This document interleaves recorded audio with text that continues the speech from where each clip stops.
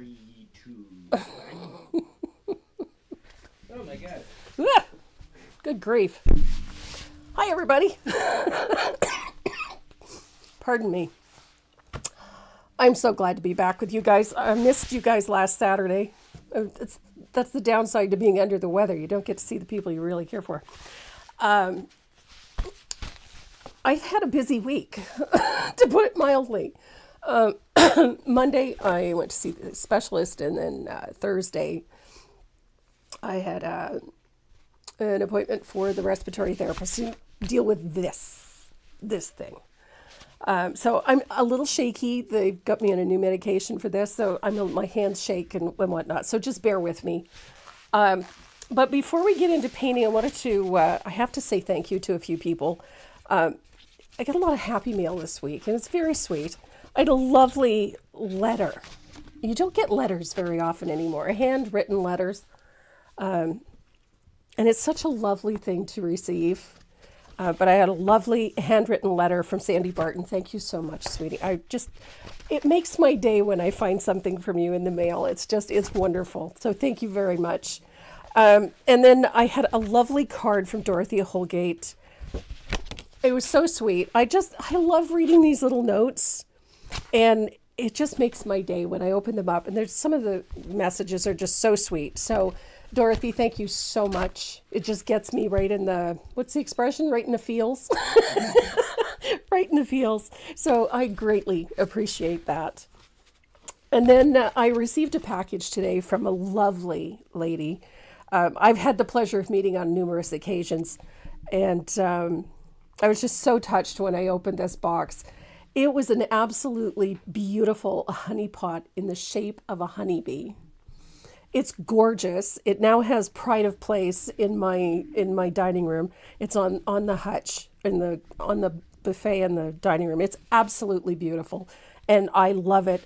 And there was a beautiful card with it that said "Be thankful," which I am, and a lovely note inside that just did me in. So, Gail Woolsey, thank you so much, sweetie. This was just an absolutely beautiful and thoughtful gift, and I really do appreciate it very much. Your note made me leak, so hopefully that makes you happy, because I'm leaking now. So, been a rough week, so I appreciate it. Gail, that was such a lovely gift, and I can't thank you enough. It was very, very sweet. So that was my happy mail this week. I needed it, and it came at just the right time. So I needed some happy, and I got it. Today we're going to be tackling a fun piece. This one is, I call it Lazy Bunny, because it's just, that's what he looks like to me, a lazy bunny. He's very cute, very funny. We're going to show you how to do some fun techniques for the background. And I have a really cool little technique for doing the bucket. And then I'm going to show you a fun stenciling technique to do the bunny. So if you guys are ready to paint, we're going to get started. We also have 3 giveaways today, and they're fairly loaded. I've got something special in them this time around. With some beautiful reusable shopping bags that are covered in artwork. And the artwork is from some of the old masters. I got a pile of these in, and I thought they would make great giveaways. So we have those. Plus there is a beautiful 4-brush set of Dynasty Black Gold brushes in there.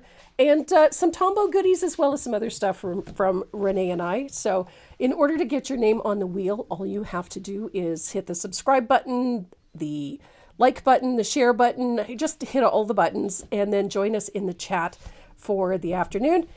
And we'll put your name on the wheel, and then you have an opportunity to win one of those 3 giveaways. So if you guys are ready to get started, so am I.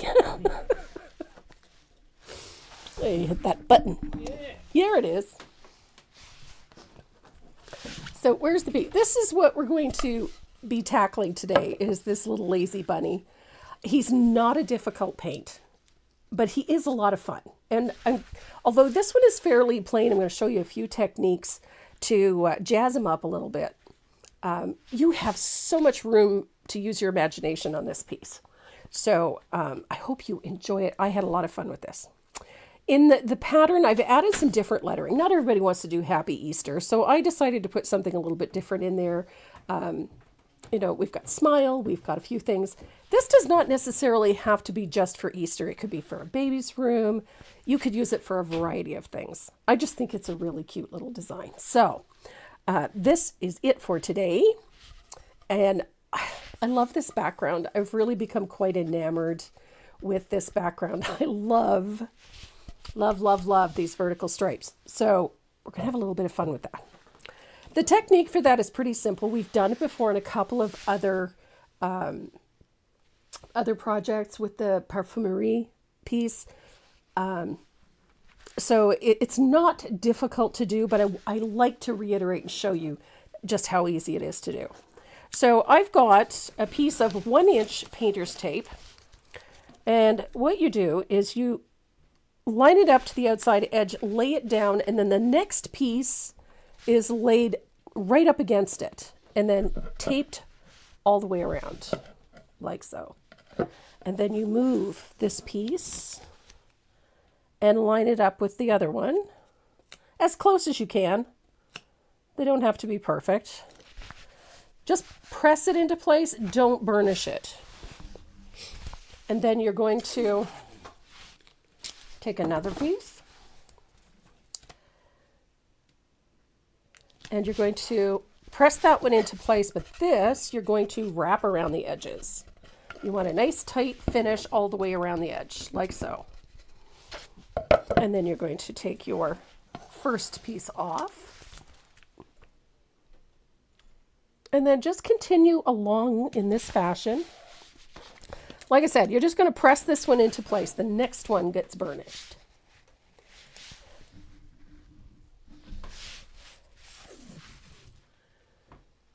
Let's see. Hi, Elizabeth. Nice to see you. I forgot to say hi to a bunch of people when I came on today. Judy Fernandez-Tittman. Hello from Reno. Hi, Karen. And Beth Root. Beth, I haven't seen you on here in a while. It's good to see you. And who else? Norma Luther. Hello, Norma. I kind of messed that one up. That one's not going to work. It's too short. There we go. So we're going to butt up against that first strip. Press it firmly into place. Go around the edges like so. Essentially, what I want to do is continue that design over the edges and the bottom. Just like it gives it a much more finished look. Just something a little bit different than what we've done in the past. So this part is easy and it makes what could be a really difficult design so much simpler. So we got one more. Like leapfrog. Yes, Sheila, exactly like leapfrog. So wrap it around the ends like so. Nice and firm. And then this piece I keep for taping down your line drawing or securing your stencils or what have you. So now we have some nice vertical stripes. I want to make sure that that tape is firmly in place. So you're going to use a brayer or a paint bottle, whatever you have on hand, just to make sure that that tape is firmly in place.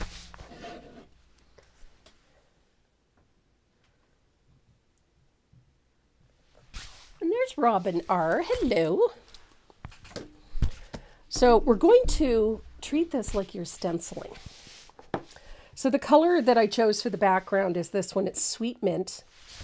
If you're not keen on the teal look, you could always go with like jadeite glass, something like that. I think that that's, you know, a soft green, but not quite a pastel is a really nice background for this.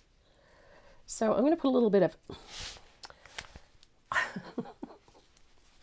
I cannot get this bottle open. I'm sitting here laughing at myself. Okay. All right. There we go.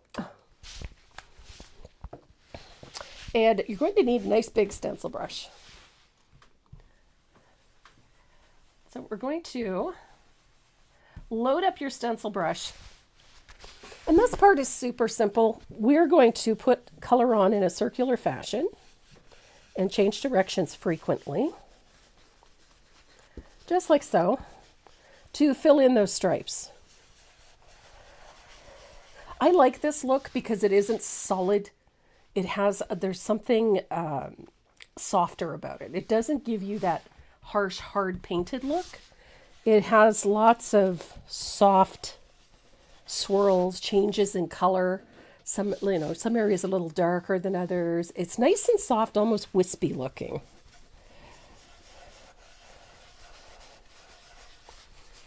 Just like that. I love that look. I just think it's quite pretty. And the fun part is that you can do the same thing to the edges as well.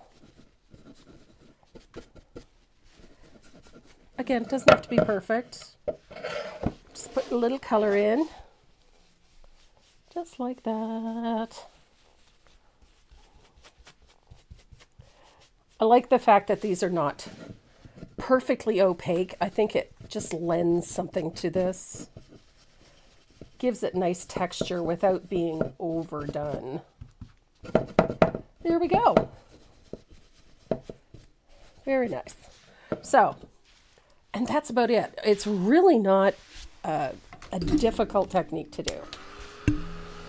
There's Cindy Monroe and Glenda Scheme. Good. Hi, Glenda. And Susan, I know, Mashik, I can never say that properly, I'm sorry. And Jody Schmidt, hello. And Iris Rorwick, good to see you here. The color that I'm using is Sweet Mint, and the base color is Warm White.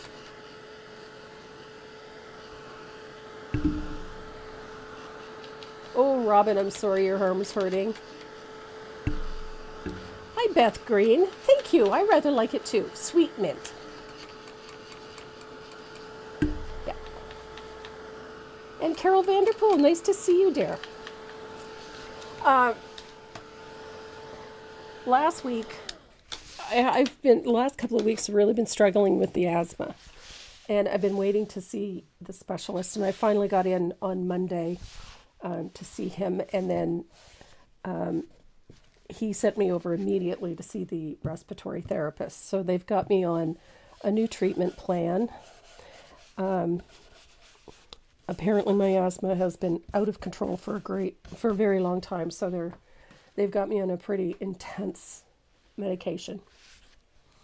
No, I like the side that's going to be white. I leave white. I mean, this side I would. Simply because it's, not very pretty.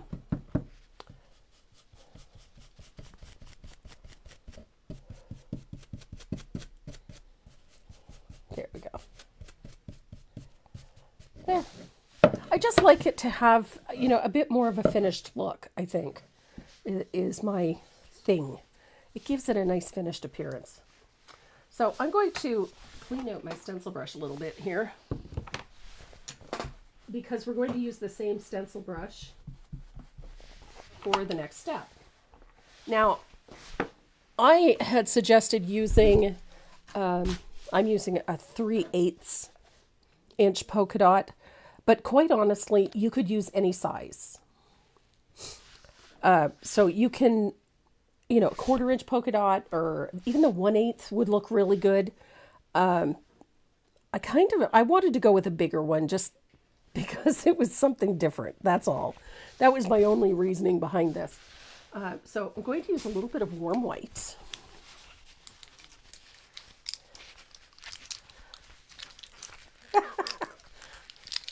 I like bunnies at this time of year.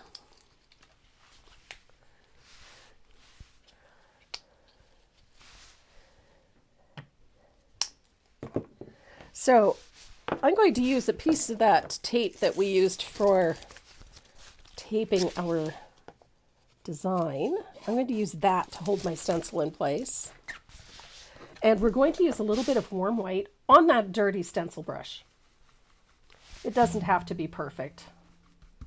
It doesn't even have to be pure white. So, and then we're going to stencil polka dots on the stripes. Now, I've seen this done the opposite way where the stenciling was done on the white stripe, and it works too. So if that's what you would like to do, by all means, you are not obligated to do it this way by any stretch of the imagination. So what I was looking for was imperfect polka dots. I'm always looking for the imperfect. I just think it follows this design theme very well. I like the imperfect. It's that's where I find all the interesting stuff. Is when things are not perfect. That's when things are interesting. Look at that. So I'm going to dry that.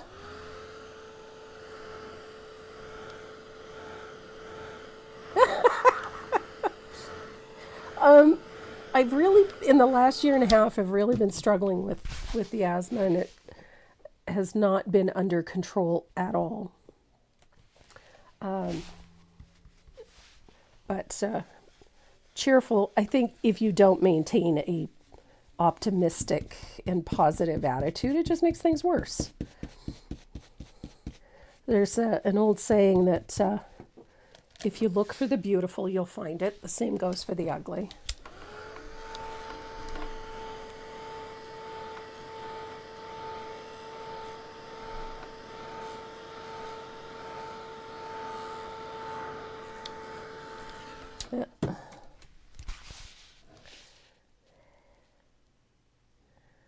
Here we go. I'm going to drop this down a bit so I do it in one go. The nice thing about using a polka dot stencil for this type of thing is that it's easy to line up. It's easy to get it accurate. If it's even a little out of whack, then it doesn't tend to be a big deal. What I love about doing things imperfectly is that every once in a while you're going to get a little bleed under the stencil, and that's okay. Those things really don't matter because we're going to do a little bit of sanding and distressing, and there's a whole bunch of other things going to go over top of that. So you don't have to worry too much. So at this point, we are ready to remove the tape. Now, having worked in the faux finishing in the commercial painting industry, I have learned a few things about working with tape. And so I like to pass on things. When you're painting for a living, it's very important that you do things efficiently. And this is one of them, to avoid having to do a lot of touch-ups. Peel your tape so that it's down close to the surface. Instead of pulling it straight up, pull it down like this. And then pull it back towards you slowly. Don't yank it off because that just makes things worse. But the result is this. You don't get it pulling any of your base color off, and you have a nice crisp line where the edges of your tape were. So, remove your tape. 45-degree angle. Keep it low to the surface and pull. Don't yank it off because that will pull off your base coats. And so you end up with a nice finish. And I know we are all impatient. I'm probably the worst for that. I like everything just so. So pull it back on itself, nice and slow. And this is important, especially when you're working over a freshly painted surface, something that you painted today, not, a week ago. That will make a big difference in how it affects your base color. So take your time taking your tape off.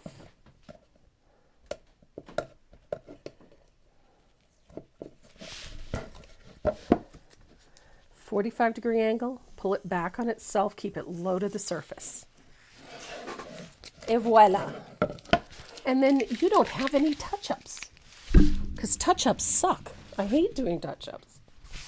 So there we go. We've got polka dots where we're supposed to have polka dots. So we're going to take one of my little sanders. I'm using the fine side for this.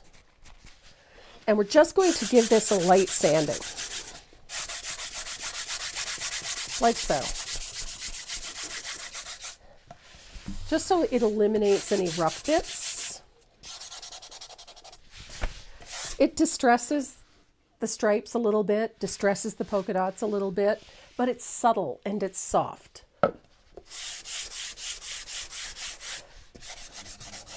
And you can distress it as much or as little as you like. So say you're working over a darker color and you've used something like cobblestone to do the stenciled design. You can aggressively sand this as much as you like. You can age the edges, you could distress it as much as you want to. So you can make it look brand spanking new, or you can make it look as old as dirt. It's entirely up to you. So we've got our surface sanded, ready to go. I love the look of this. I just think it's very soft and pretty, and it's perfect for things like a baby's room. I went with this one, with this color. If you were going to do this for a baby's room, then it's sort of in that middle. It doesn't matter if it's boy or it's girl, because the bunny's going to have pink feet. And you can change up any and all of the colors in this design to suit you. So if you don't like the softer pastel tones and you want something a bit more bright and airy, there you go. You can do whatever your heart desires. There you go, Gail. And that sage mint, or not sage mint, that sweet mint is a very pretty green. It has a real vintage feel to it. I really like. That was the goal for this color palette. I wanted a vintage look. So I started with the mid values in the pinks and the greens. And then for my shading colors, I went a little bit darker. Just a couple of values. I didn't want to get it too strong. So the next color we're going to work with is this one. This is teal mint. This one is a little bit darker. This one is almost a jewel tone. It's very pretty. It would make a pretty fabric, wouldn't it? Whoops. Got a bit more paint there than I had bargained for. So we're going to put a float of that teal mint all the way around the outside edge of this piece. And I'm going to use a nice big angled shader for this. I'm using a 1 inch. And you can't see what I'm doing. There we go. So I've taken a little bit of color. I've blended it out really well. Lots of water in the brush. And we're going to put a very sloppy, imperfect float all the way around the outside edge.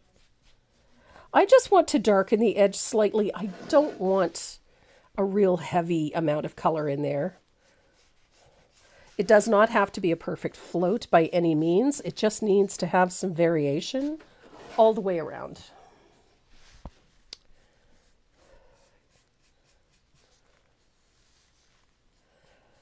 I just want that tone out there. Do you know what I mean?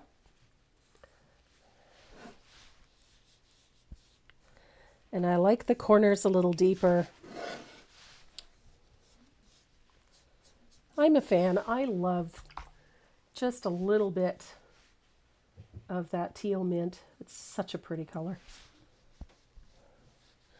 It's richer. It's got a really nice tone to it. So I'm going to dry that, and then we'll give it one more all the way around.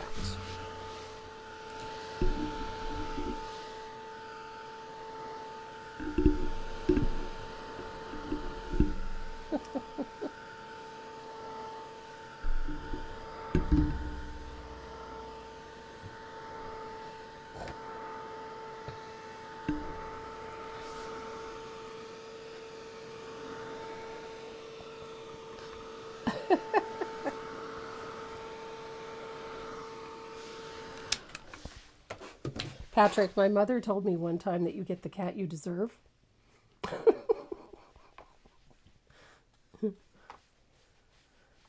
We have Gizmo and we have Airy. Gizmo is an old gentleman. Airy is the little bundle, sweet little kitten. She's adorable. And she's rather goofy. She does weird things for a cat. There we go. I love that tone. So you can see it's just giving that edge a little darker value and softens the edges of it so that it doesn't look quite so harsh. Now you could do the same thing on the edges down the side if you choose to. I probably will a little later on.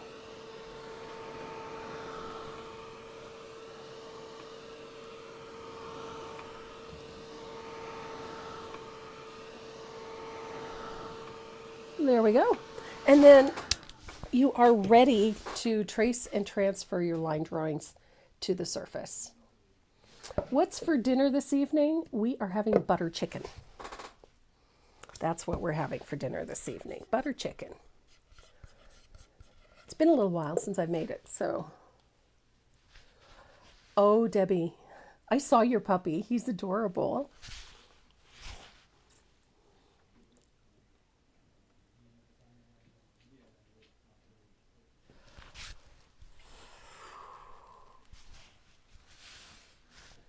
There we are.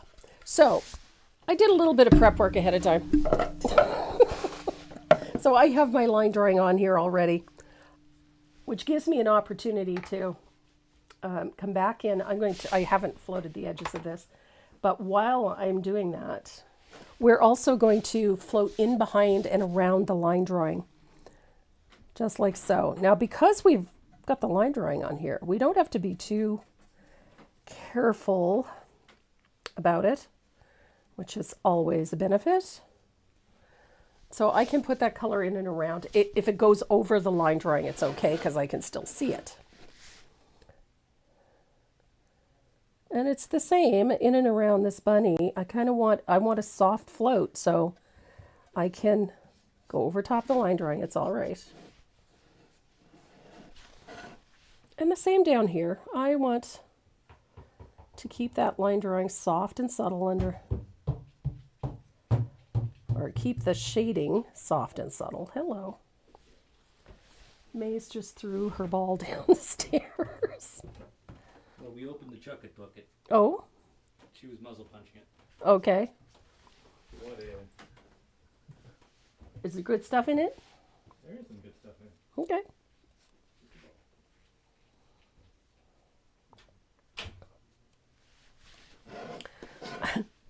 I ordered a chucket bucket for May's because those are her favorite toys. And it arrived just after we started doing this. So the boys are, apparently she insisted on opening it. So Miss Mays has an attitude.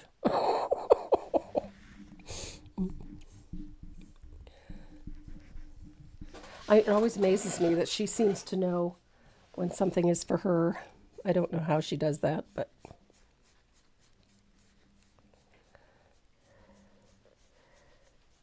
So, there we go. So I've got a nice little float all the way around the outside edge and all the way around the bucket, in behind the bucket. Now here's a tip. Inside that bucket, underneath those flowers, it's meant to be a little darker. So just take a little of that teal mint and just go right in there. Darken it up a little bit. It's okay. It'll make it easier for you in the end. So there we go. I can still see my line drawing right through it. See? It's still clear as a bell. Oh, goodness.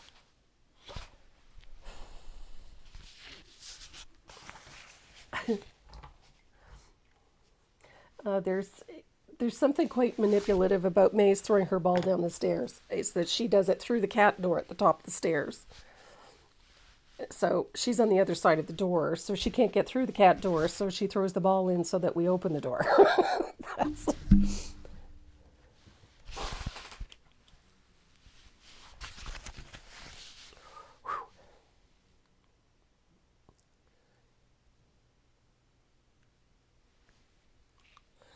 Yep, I'm with you, Sheila. My cats are all indoor cats. Mr. Gizmo's only ever been outside once and got lost. So we had to go and locate him. So I'm going to dry this. Now we're going to deepen all of this with a float of, what do you figure? Asphaltum, of course we are. So a little bit of asphaltum. This is going to be heavily thinned. We don't want this one to be too strong. It's just to deepen this. So a little bit of asphaltum.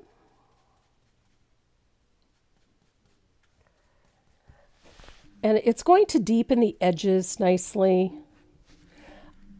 Asphaltum is a nice toning color, which is primarily what I use it for. It just tones colors nicely. Gives aged edges a little more age. And it makes colors a little deeper too. And I love that. So a little asphaltum in here. In and around our flowers. That little bit of asphaltum does wonderful things for shadows and the like.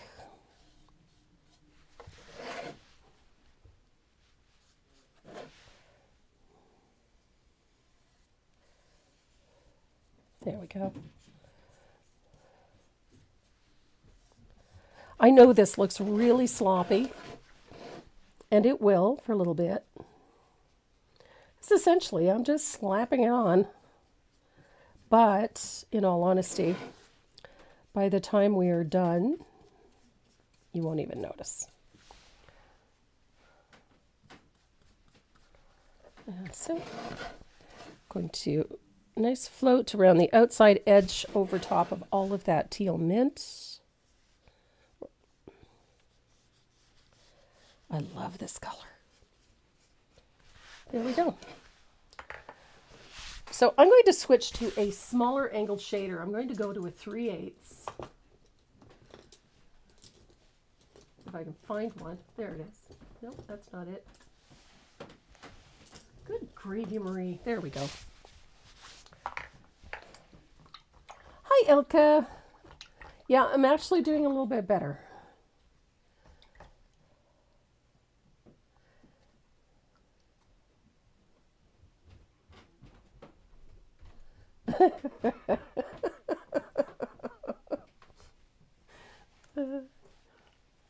I'm laughing at Sheila talking about Richard on a leash.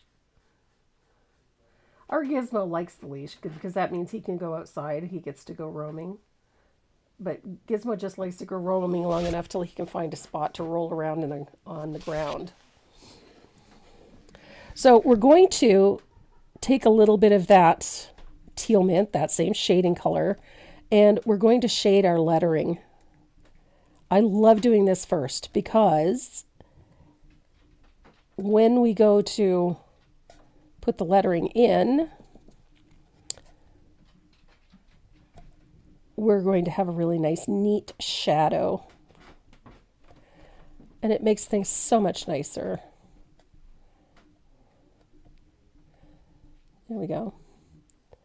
The great part about this is that you don't have to get it perfect. We're just using a little teal mint, that same shading color that we used all the way around everything. And put that on the lettering inside and underneath those little curves. Like that. And even though we're using a paint pen to do this lettering, you still need to make sure that all of those little details are done. Like these little shadows inside. It makes all the difference to how the lettering looks in the end. And yes, it's done with a paint pen, but you're going to be so surprised at how good it looks when you have these little shadows in place. It is important that those little shadows get taken care of. So we have the Happy Easter in there. And we're going to start this piece. We're going to start with that bucket.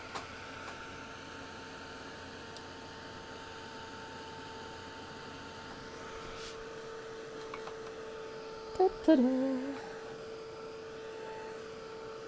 And I'm trying to remember what color I used. Oh my goodness. I'm looking at the original piece and I'm not absolutely sure.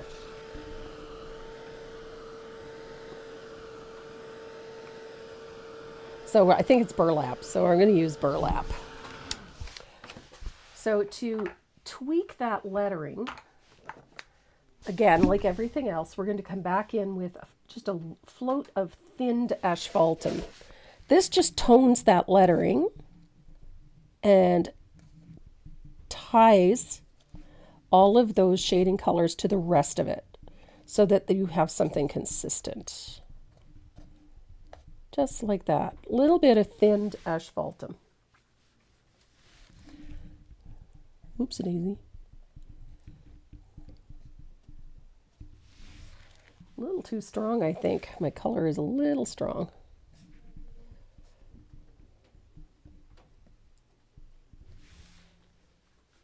There we are. But it gives you nice shadows, nice detail around that lettering.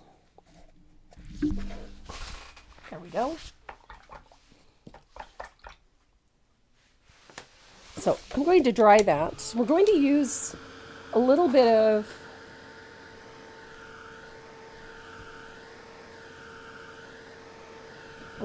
hi Terry,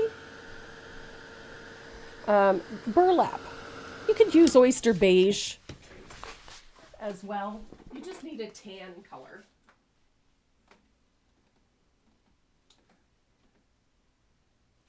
I've got some burlap.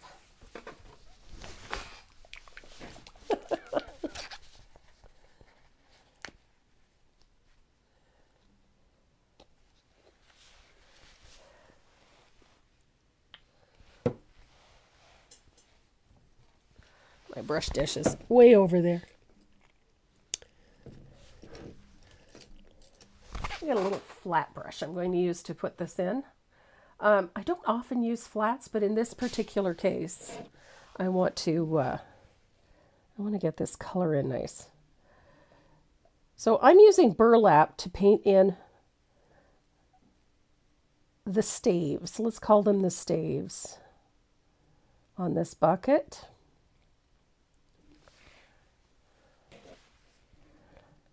Again, I'm going right over the leaves and the petals of the flowers. It's okay.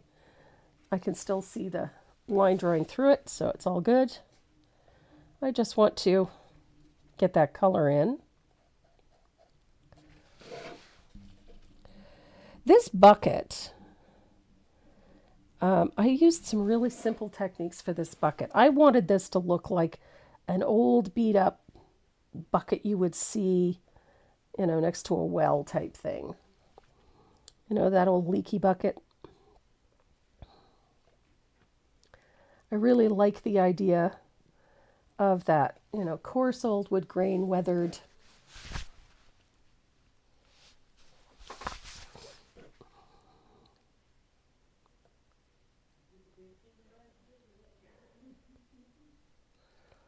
Oh, I miss European windows, Patrick. We don't have sash windows either. We have cranked out windows, similar to what we had in Germany. I have sash windows upstairs, but most of my windows crank. I miss the windows I had in Germany. I used to love being able to just get up in the morning, open my big windows, and then just toss my bedding over the windowsill. I miss that.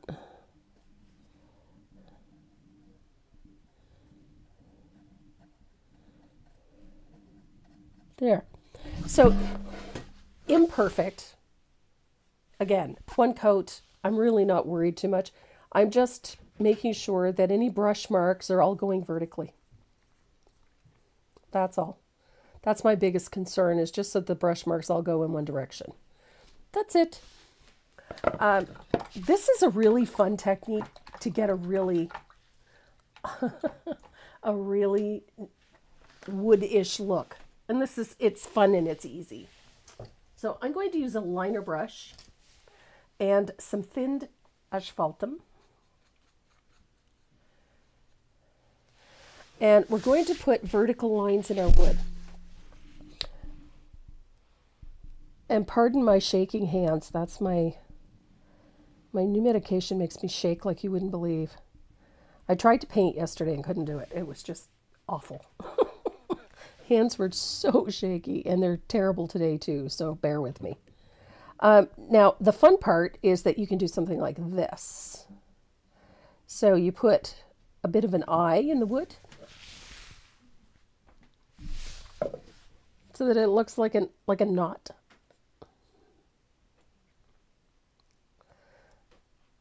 And so we've got lines like that. See? And we're going to do that on each one of those stripes.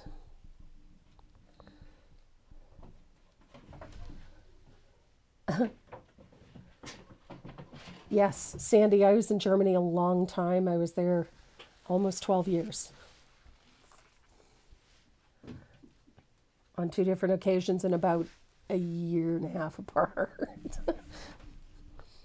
Yeah. I was there a long time. And Karen and I were there together the second time. Our husbands were both stationed at the same time. We even flew on the same plane going overseas.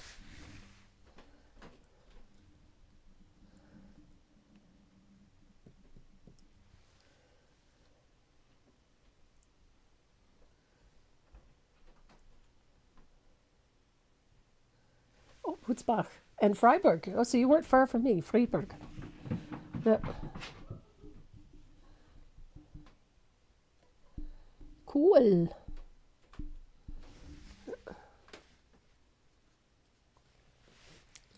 So as you're painting these slats on the wood, don't forget to put in some knots.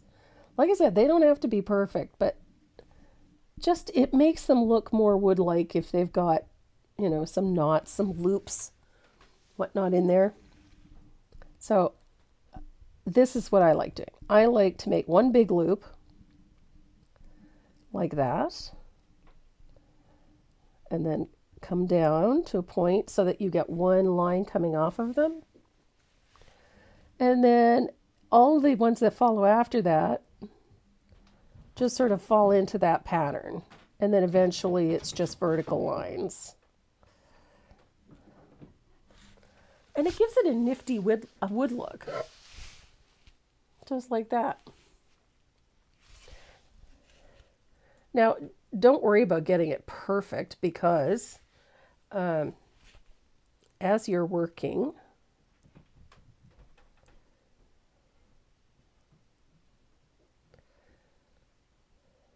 just like that,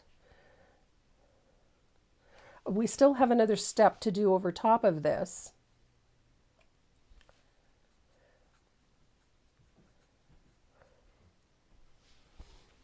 We're going to put a glaze over top of this to make it look more like wood.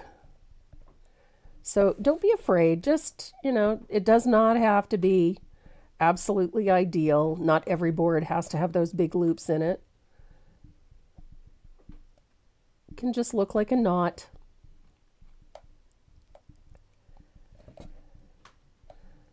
And if you're uncomfortable with it, just do straight lines. Just change the thickness of them, how close they are together. That's all. What did I miss?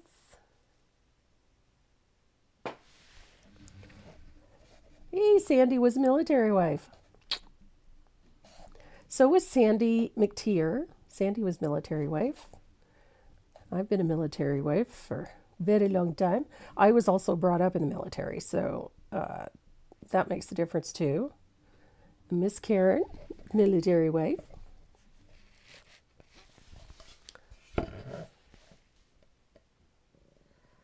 There we are. So, there we go. I got just a little tweak there. So, in the bucket, we're going to use a little bit of lamp black to do the spacing in between. Oh, Denise Chavez, you were a military wife. Well done.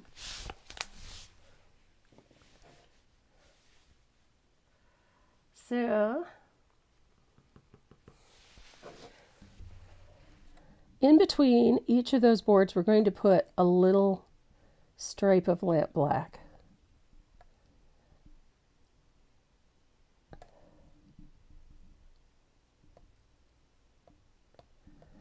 Again, they can be thin, they can be a little thicker. It's okay. Ooh, and Cordy Dickinson. Awesome sauce.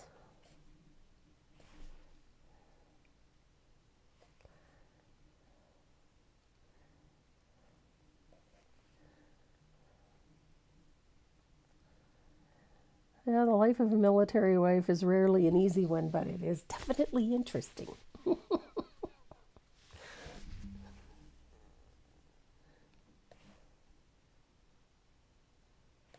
There we go.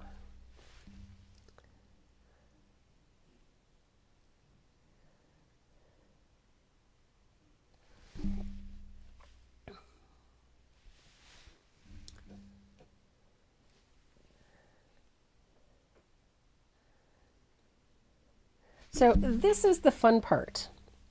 I love this part that we're going to add a few little details here. So our bucket, starting to look more like a bucket, a little bit, right? So I'm going to dry this. Oh my goodness, Carrie. Ugh. Wow, Serena Copley. You're a veteran and a military wife. Good for you. Navy wife, Army vet. Good. Wow.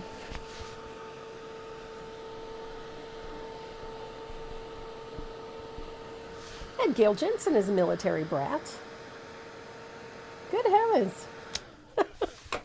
Okay, so still looking a little rough, but it's getting there. So we're going to take a glaze color, and this is what we're going to use, is salted caramel. And we're going to put a thin wash of salted caramel over top of our bucket. So I'm going to use a round brush for this. This is nice and dry. And I'm going to take a little bit of my juice, Sonia. That fast dry glaze. Pardon me.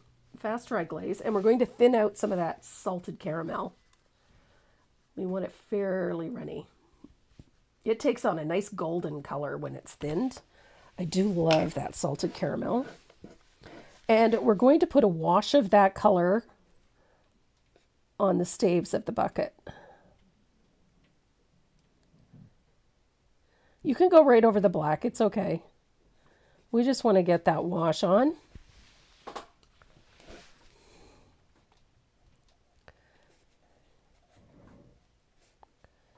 There we go.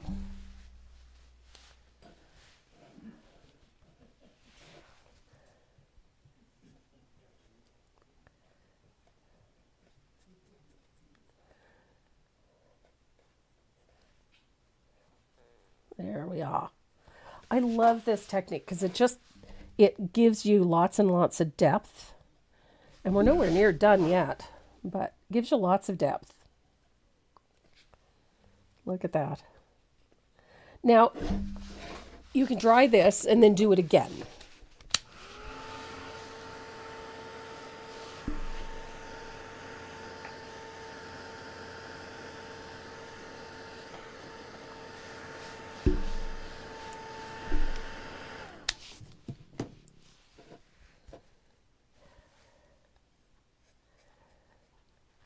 I love that the second coat really makes this look woody. I love that it gives you that depth so that it doesn't look just wishy-washy. Having that extra layer of color over top just deepens everything. Comme ça. And it doesn't bury that wood grain.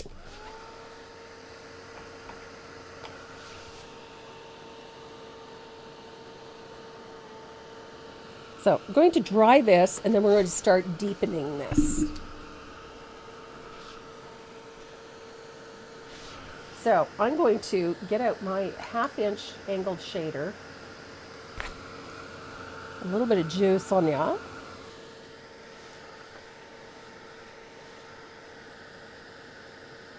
And we're going to shade our bucket with a little bit of thin asphaltum. And we're going to start over here underneath the bunny.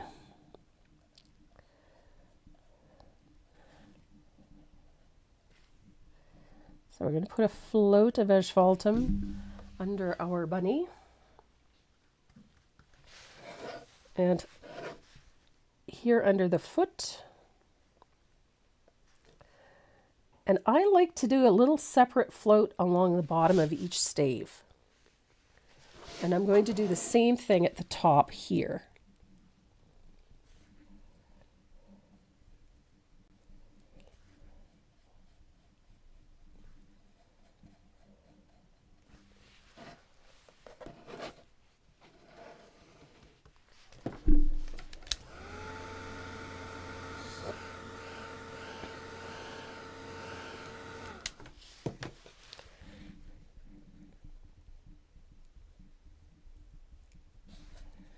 And a little float on that far right.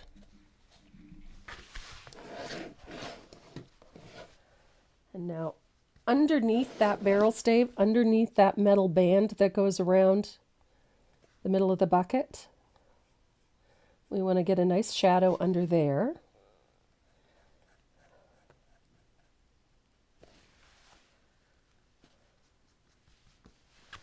And the same on the top.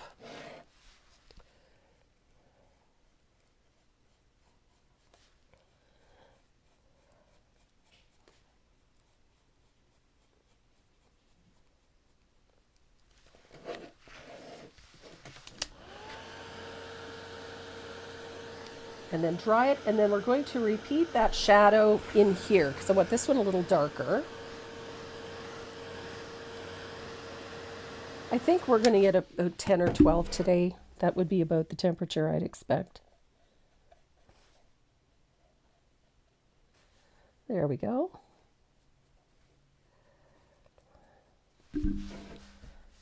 So our bucket is looking pretty good.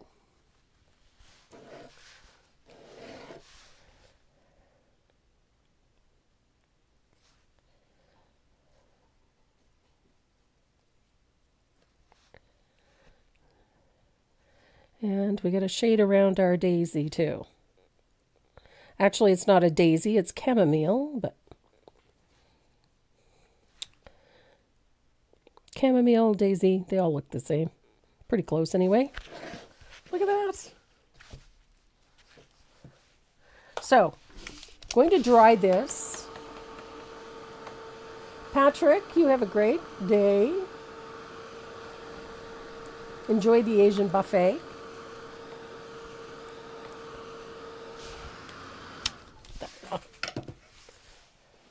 So I'm going to let that dry for a moment, and then we're going to take a rigger and we're going to paint the handle of the bucket with a little bit of that burlap.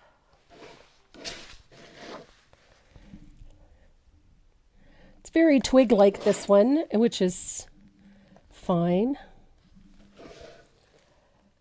I don't want it to be too perfect. Good heavens.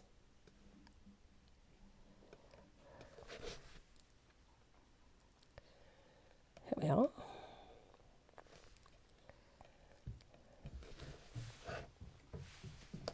Hey, Giz.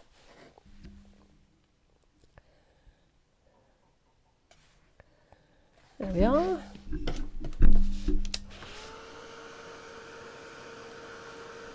This is just a fun and easy way to do this. We're going to do a little highlighting and whatnot on this shortly, as soon as we do the bands, just to give it a bit more realism.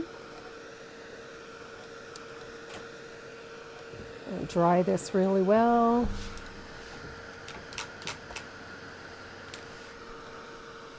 How you doing? Not too bad. How you doing? Good. Good. Now I'm going to take my liner again. And I'm going to put just a few little strokes and lines in this with the asphaltum, just like I did on the wood grain, but just a few little strokes. It doesn't have to be fancy, please. We just want a little bit of a wood look on this, so just a few little lines.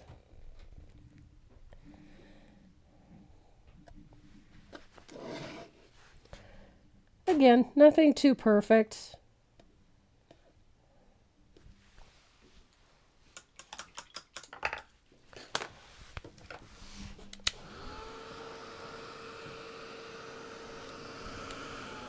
So we're doing exactly what we did to the lower part of the bucket. We're doing that to the handle and come back in with a little bit of that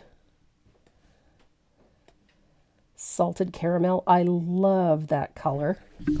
Salted caramel is just such a gorgeous golden tone. And it does wonderful things when you use it like a glaze. It just transforms some really blah colors. It looks gorgeous over orange too, by the way.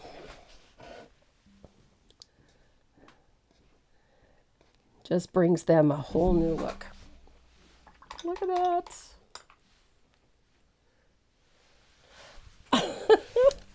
I am so excited about net. I am so excited about net. For those of you that don't know, I submitted 4 classes with my fingers crossed, hoping that a couple would get selected, but they selected all 4 of them. So I'm really, really excited about it. We're going to have so much fun. I have a beautiful sunflower piece in there. I just submitted some things that I thought would be fun to teach and people would like to learn. So if you're planning on going to net, I'd appreciate if you check out some of my classes, because we plan on having a lot of fun.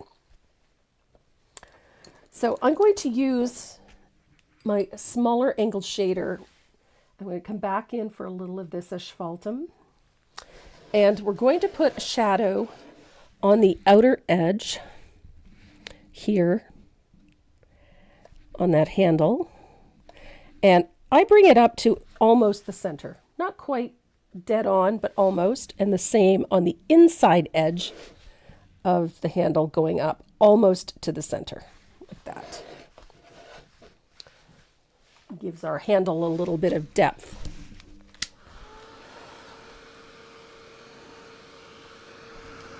Et voila. Now we've got this wrought iron band across the center of the bucket. And for those of you that don't know, the vertical up bits, the wooden slats that they use to make buckets and barrels. Where's net? It's in Massachusetts. Marlborough, Massachusetts. So those vertical struts are called staves, and the metal band that holds them all together is called the hoop. And we're going to base coat the hoop. And the hoop is lamp black.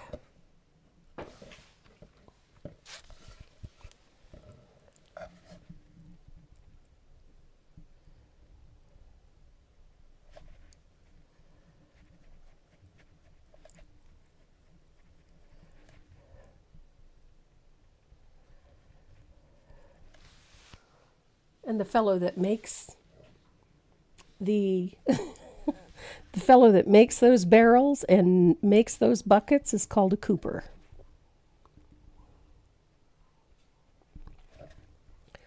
In case your name is Cooper, now you know where it originated. Told you, I'm the useless information that I find out when I'm doing these things.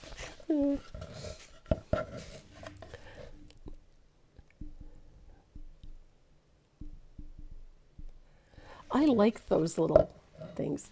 New England traditions from October 7th to the 12th. Just look up New England traditions. Google them. They have the catalog online. You can have a look and see what classes are available. If you were a Lynn Andrews fan, Lynn is there. I'm a huge fan. I love Lynn Andrews' work. So Lynn Andrews is there. There's a whole bunch of really great artists. Linda O'Connell is there. There's a whole bunch. So by all means, check out their classes. They've got some great stuff. I'm really excited. So this is your opportunity while you're painting that thing to fix some of those little vertical lines that we did, like me, because I actually didn't go far enough with a couple of them. So if you need to darken a few, by all means, you can do it with a liner or with the chisel edge of your little flat here.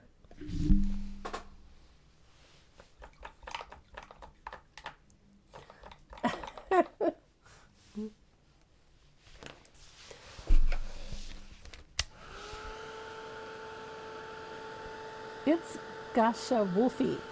Hi.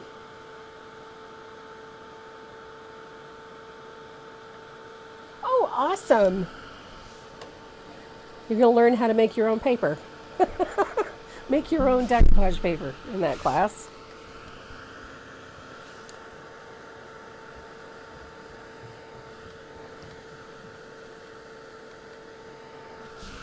There we go. So our little bucket is looking pretty good. So I've got a little bit of warm white on my palette. I'm going to grab my Dome Blender.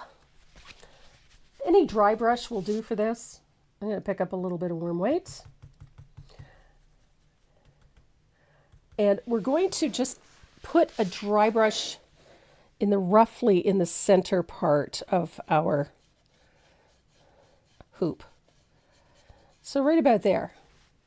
So we've got one light dry brush on there. And the next one is going to be a little bit smaller.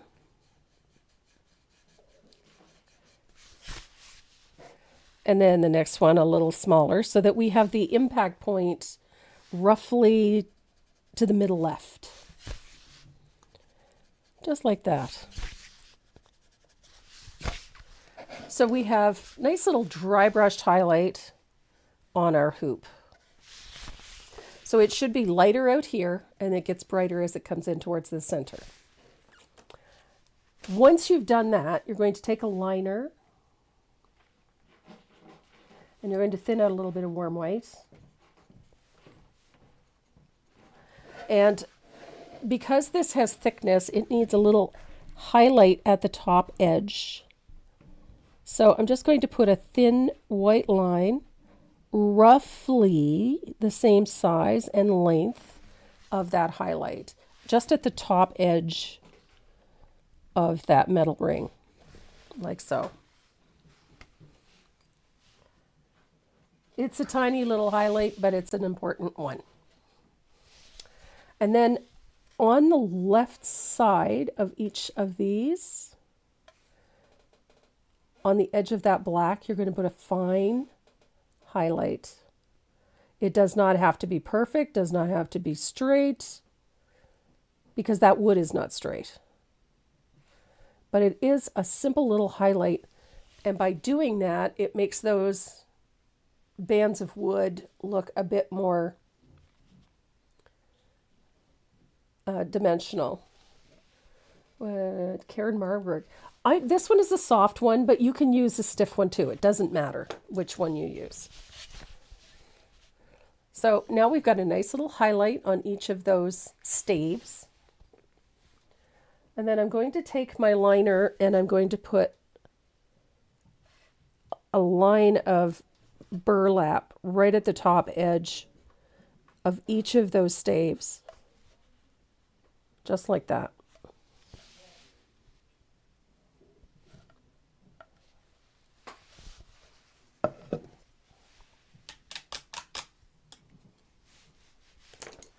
So that little highlight does wonderful things. That tiny little highlight on the edge just gives each of those bars a little bit more dimension so that they don't have that flat look.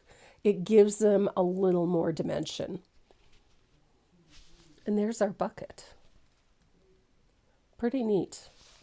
So we're going to enhance this a little bit. We're going to use a 3/8 angled shader and a little bit of asphaltum, and we're going to come along the bottom here of our bucket on the background and under the bunny with a little float of asphaltum, just to deepen that edge a little bit.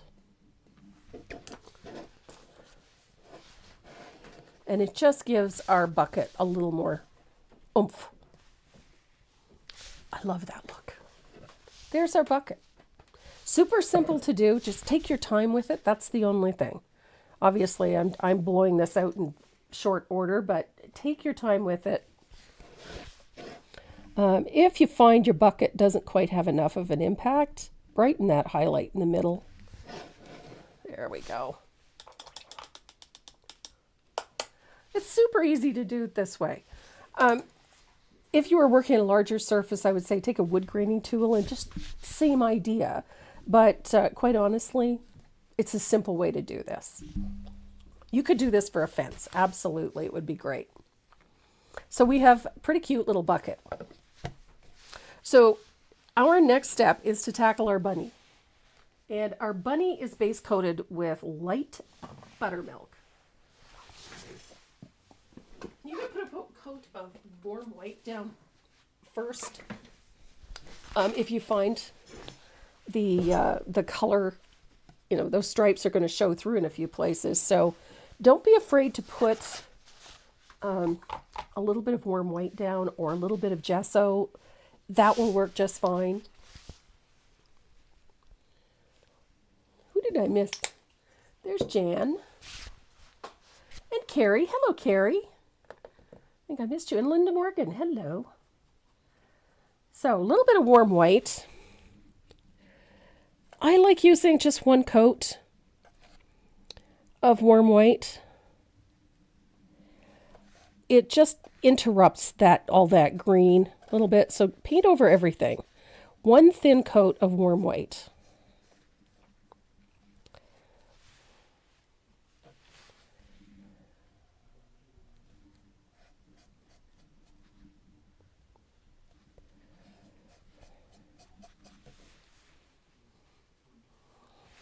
There we are. I love this little bunny. I happen to think he's really cute. But I like a little bit of warm white in there. It does two things. One, it cuts the green a little bit so that it isn't quite so hard to cover. Oh my goodness. My tang got tangled. There we go. Look at that. I love, by doing things in stages like this, when you're base coating the next section, it gives you the opportunity to clean up and sharpen edges and things like that. It just makes it so much nicer and a little more tidy towards the end.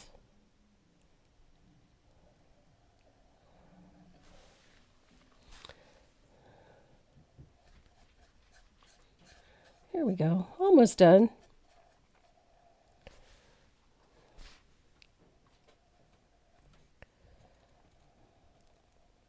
There we go. So our bunny is ready for base coating. Oh, you know what, Dorothy? You could use a baby's name up there. You could use almost anything, a little welcome sign. Almost any wording up there would be just fine. I think I did this as Happy Easter because we're coming up on Easter, but as I said, you could make this for a baby's room easier. What size brush am I using? It's a number 5 round. Number 5 Dynasty Black Gold round. Tends to be my go-to for base coating for a lot of things, actually. So I'm going to dry this.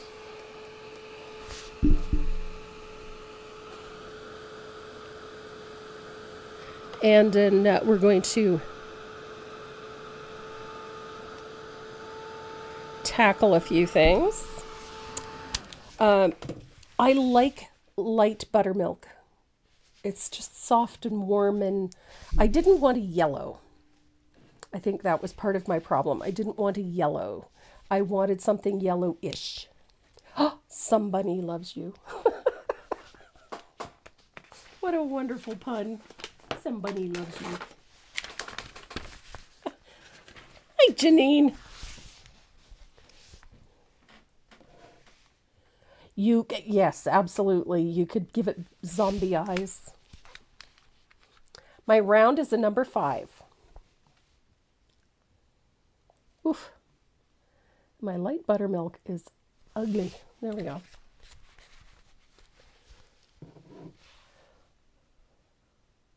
So I'm going to be using light buttermilk.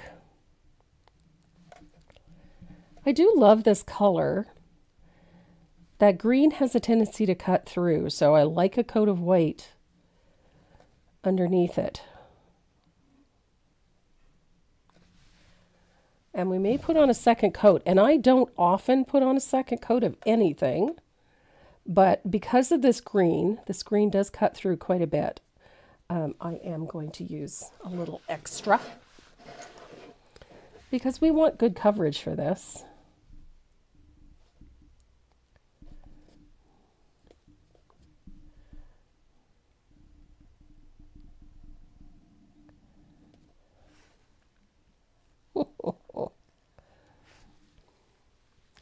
The other thing is that you could quite easily use a variety of colors. If you wanted a blue bunny instead, you could use a blue. You could use a green. You could do it in pinks. You could change up the color of this very easily. There is nothing that obligates you to paint this in the color palette that I've used.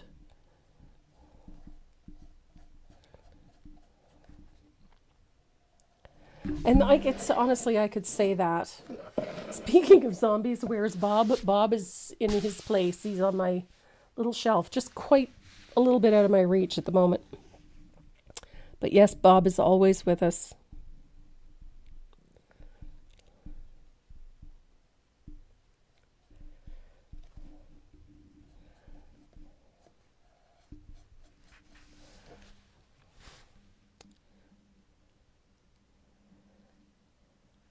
I love it when I see people customize one of my designs to suit themselves. I think it's awesome.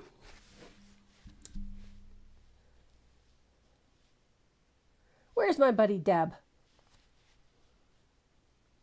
Hi, Linnell. Oh, you having a tough day? Oh, bursitis sucks.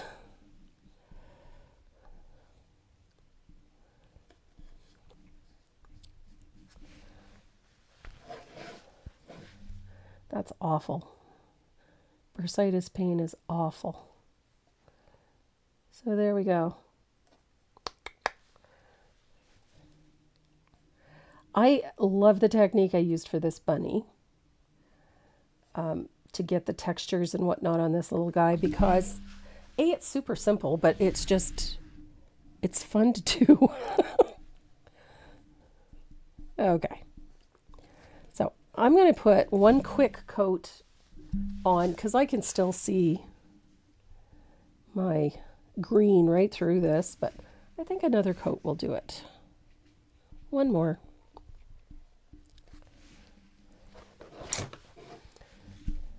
This little bunny I call him Lazy Bunny because that's what it looks like. Like he just, he's cute. I am wearing a bob. Well, not necessarily. I'm wearing a zombie pin. Oh no. So it's not a bob, but it is a zombie. It's a voodoo doll, actually, that I'm wearing. I make them out of those little gingerbread guys, but and then cover them with. Oh.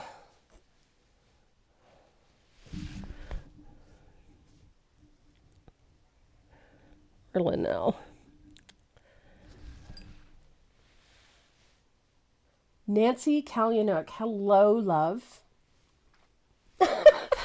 You know my laugh. Nancy and I went to high school together in Germany. She was one of my best buds.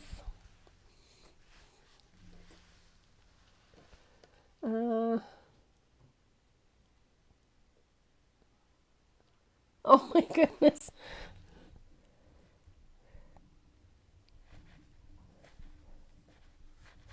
So if you guys haven't checked out the hi Philomena. If you guys haven't checked out the free printables this week, there is a new one up there. We've got some bookmarks, some mini makes. My group, my membership group, every Tuesday we have a live for my membership group, and it's usually just something small.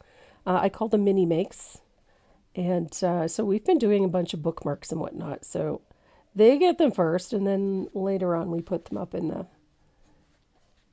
on the website so that folks can download them. But I've had an awful lot of fun with them. We have some beachy ones, and then we have some spring flowers. We have all sorts of fun things that we do with this, with those free printables. So by all means, go and download the latest ones, because I think you're going to have some fun with them. They make great RAKs, so if you're involved in creating any of the RAKs, they're awesome, especially if you're giving them away at libraries and whatnot.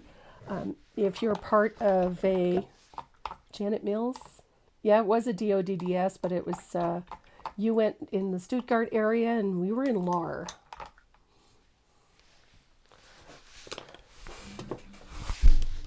So there we go.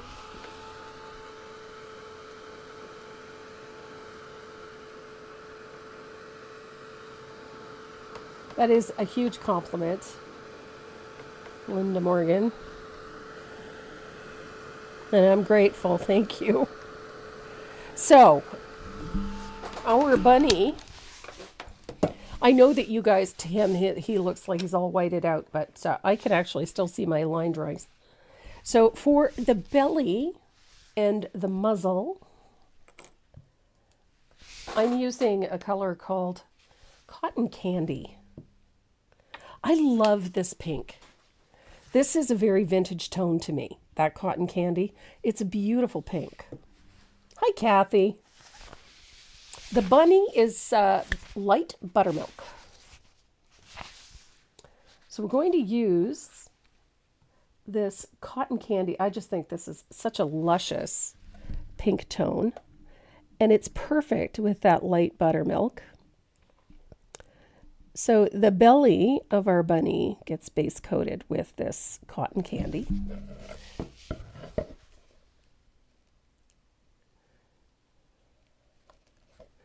This is such a pretty pink.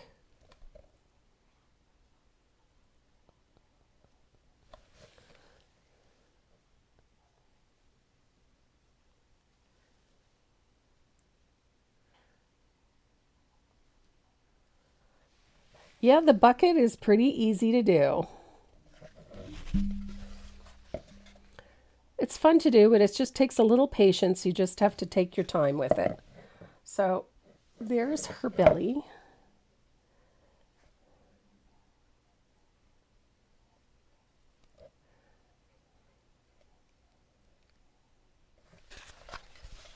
And we're going to do the same thing to the feet. That pad on the foot is that pretty pink. Such a great color. And it covers really nicely.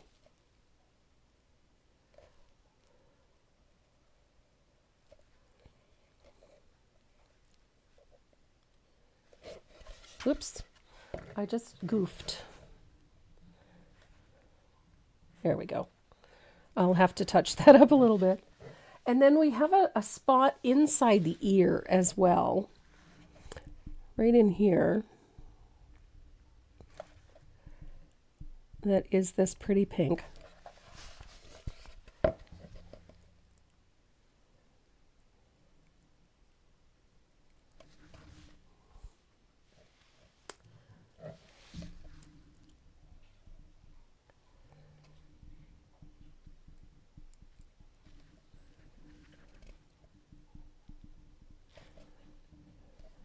So in those free printables, there's a really great one for a beachy theme. Did one with seahorses and shells. If you remember the one we did last week, or the week before, the welcome sign with the seashells. This is the printable that were produced from that. And on my group's Tuesday night, we did this with the colored pencils. Just colored them in. And then these can be cut out and then laminated and used for bookmarks. They make great RAKs, but we have oodles of free printables on the website. Please go and check out some of the most recent ones, because we've had some really nice ones lately. What is a good color to ombre with cotton candy? I use wild berry. I really love wild berry with it. Kimmy Arthur, better late than never. Never late, you're right on time. So, I love this cotton candy. It shades beautifully with wild berry.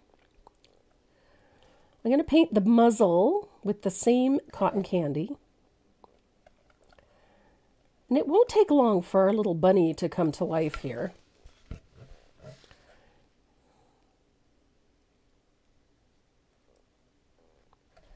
I'm going to cover the whole muzzle. I can still see the nose.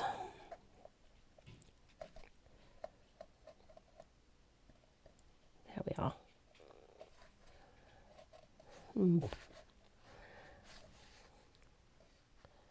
Just a quick, if it's a little thin, don't be afraid to put a little extra color in. I just realized I had a little too thin in places here. And I wanted a fairly nice coverage. So our little bunny is coming together quite quickly.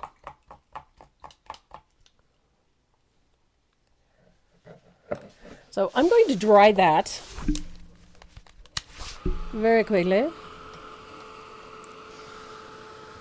And then I have a little spot here I have to touch up, where I got a little heavy-handed with the pink.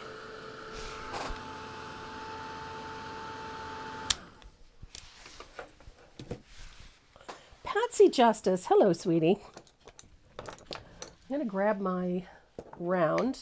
Oh, actually, I'm going to take a rigger for this.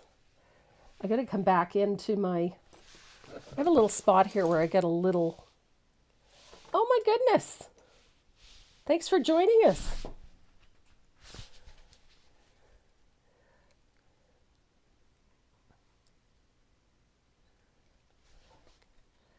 So there we are.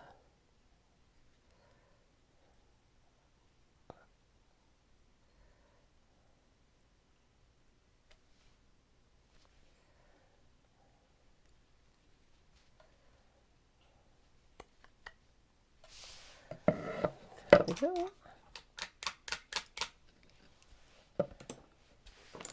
The printables, somebody asked me where the printables came from. The printables are part of various designs. They are things that I either took out that I thought were a bit too much. Sometimes it's just elements of the same design that I've sort of moved around until I get them where I want to be.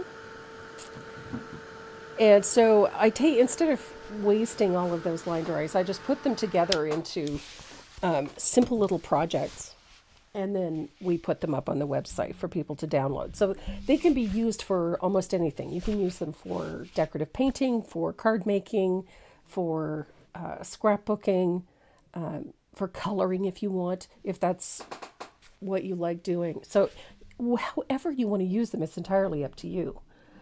And we do have quite a few of them. I try to put up a new one every month. Sometimes we do more than that. It all depends on how busy I've been. All depends on how much designing I've been doing. Because they are pieces of those designs. And so that's why a lot of the time you're going to see some repetition, because they're going to be pieces of other projects and other patterns and classes that I've done. So it just makes them a lot of fun. So I'm going to take a little bit of lamp black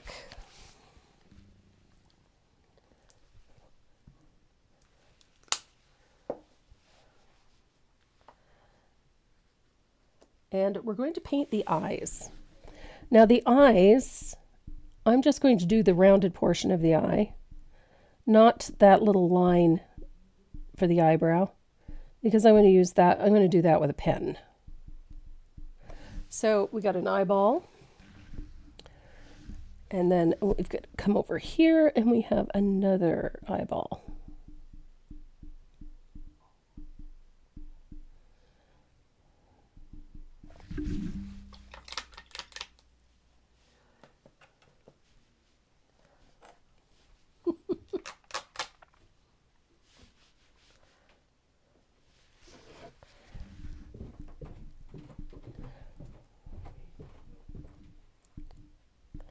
Here we are. I'm going to put another little coat of pink on.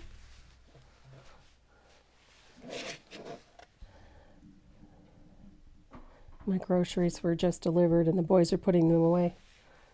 So that probably means that I'm going to have to go and rearrange everything. But at least they put them away. There we go. Little coat of pink. So we have eyeballs in place. Pads are all painted.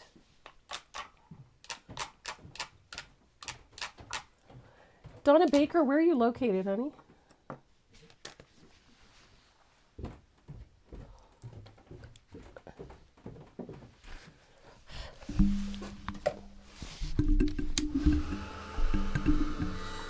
I'm glad you guys enjoy the printables. They're fun.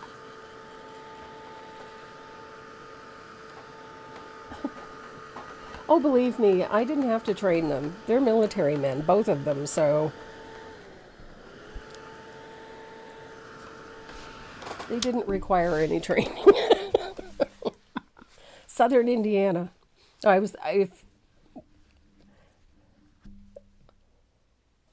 Yeah, the shipping is terrible these days, but it's terrible no matter where you are. So, our bunny is now base coated and dry. So now we're ready to do the next bit. One of the best tools I have in my arsenal is this stuff. This is drywall tape. You can get a roll of it at Home Depot. It's not horribly expensive and it will last you for years. So you're going to cut about a 2-inch square of drywall tape. Where's my scissors? That's all we need. It's about a 2-inch square. Like so. I'm talking like that because I have my scissors in my mouth. There we go. So this is going to be the stencil that we use to detail our little bunny. Very handy little tool. It creates sort of a woven appearance, which is really nice. So we're going to put a little bit on the back side of the arm. And I'm going to use a small stencil brush. You don't need a big one. And the color we're going to use is this. We're going to use a little bit of salted caramel.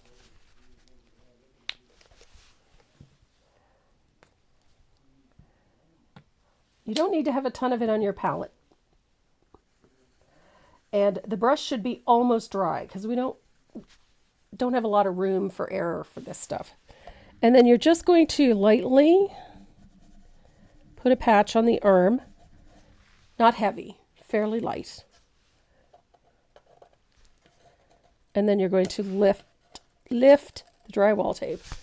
I love this technique because it leaves this little fabric-like pattern.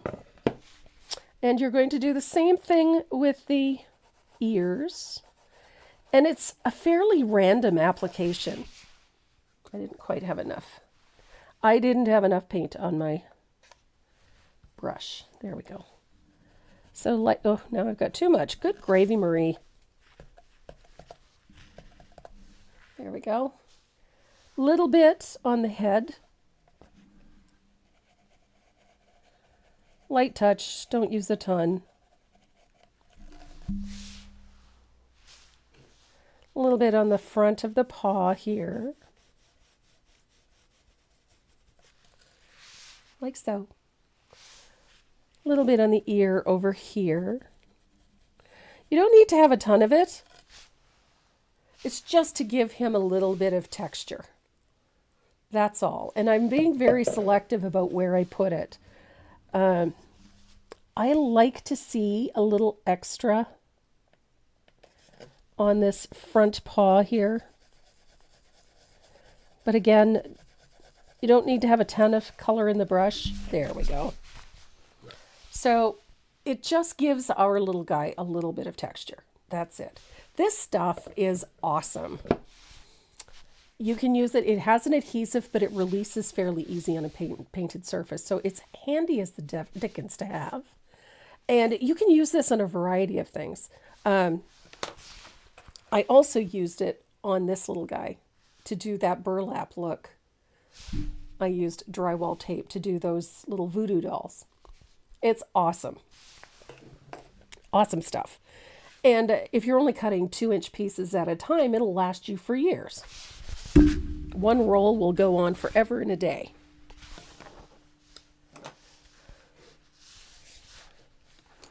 So once you have that in place and it's all dry, if you find it's too strong, or as in this case, I've got a little too dark, take your fine sander and just gently sand it. And it can mute it. It'll just do enough that it'll mute it. So now you are ready to start shading our little guy. And we're going to do that with a little bit of Joe Sonia Fast Dry. I'm using a 3/8 angle and a little bit of that salted caramel. And you're going to thin this color out. You do not want it full strength. And you're going to begin shading your bunny. So, back side of that paw, right over top of that texture that you just worked so hard to put in. And it's going to give your texture a little more depth. My voodoo doll is not varnished. No, I used a little bit of UV resin to get that slick look over top of it. That's what I used. A little bit of UV resin. I love using that on my pins. It just makes such a great difference. So, we're going to shade our bunny in all of those places with a little salted caramel underneath the arms.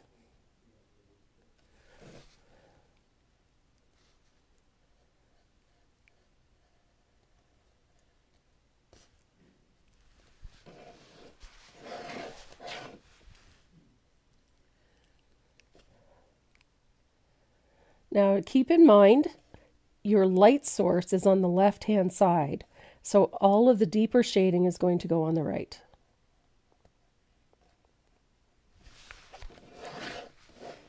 Like so.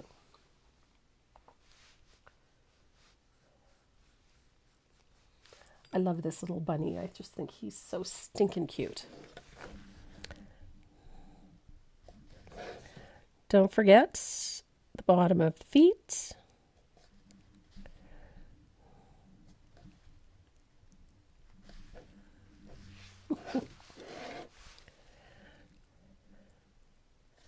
Now the nice part about this is that these floats do not have to be perfect. This little guy is actually quite rustic looking. He looks a little worse for wear. That appeals to me. I like these things to have that vintage look.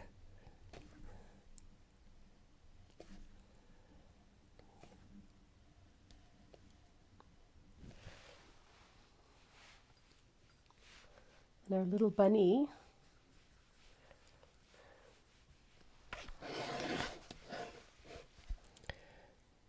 has a nice little shadow here. And across the bridge of the nose, right here, and over to the other side.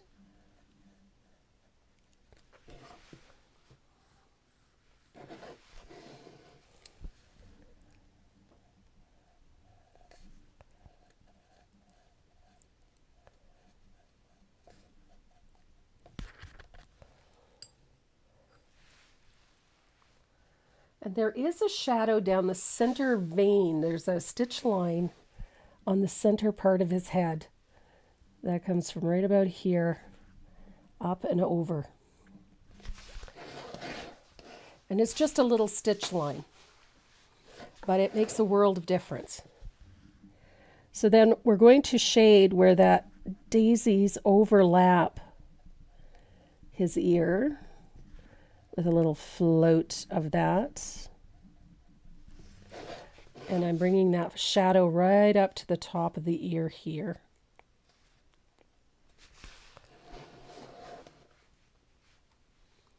So he's taking on shape a little more. Each time we put a little shadow on, he gets a little bit more age to him.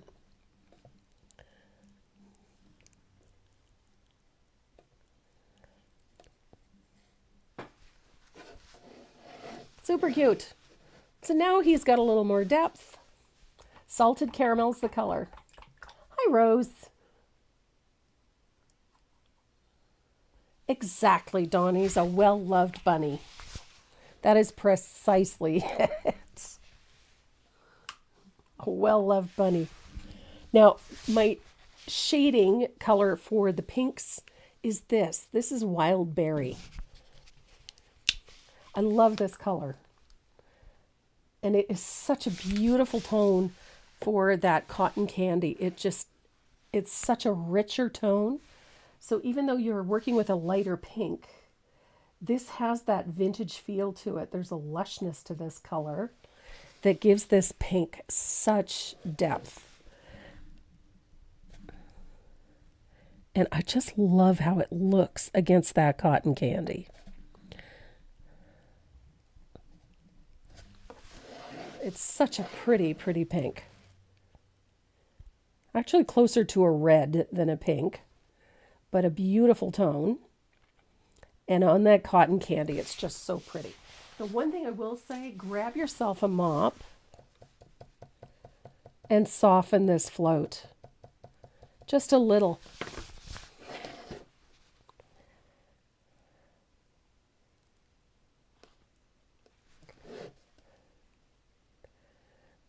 Because it's a little bit darker, perhaps, than most people would choose.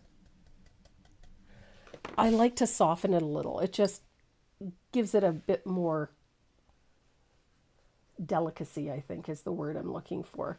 Just keeps it from looking a little heavy-handed.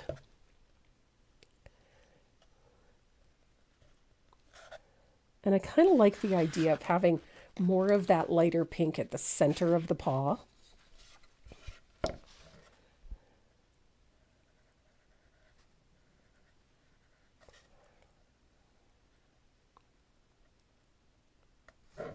And in this belly here, I'm going to cut that float across the middle so that it stays darkest down in here.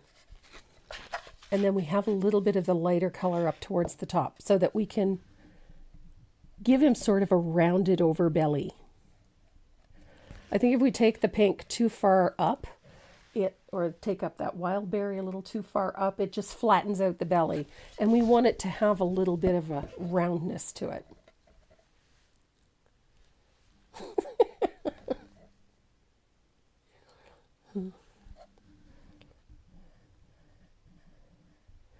I absolutely love the new colors. I tend to try to view the newest releases with a sort of a jaundiced eye a little bit. But I'm having way too much fun with the newer colors. I think it's very easy to develop some favorites, which I did very quickly. They are lovely colors, I have to say. The colors are lovely.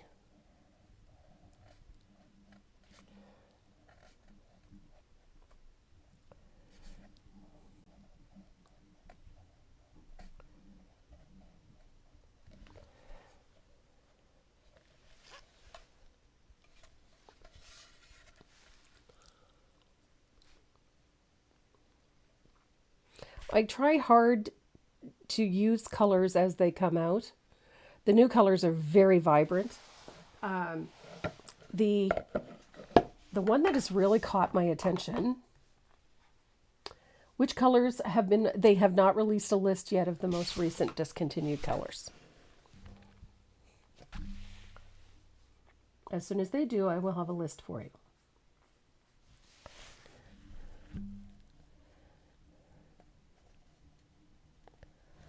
So I'm deepening the shadows that need deepening, the ones that are furthest down here in the belly. I'm going to deepen those a little, just with a little float in those areas.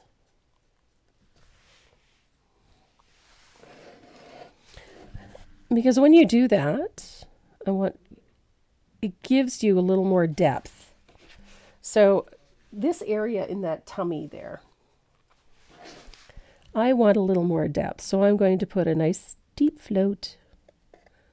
I want it to be considerably darker at the lowest point, so that when I put a highlight up here, it gives them a nice pooch.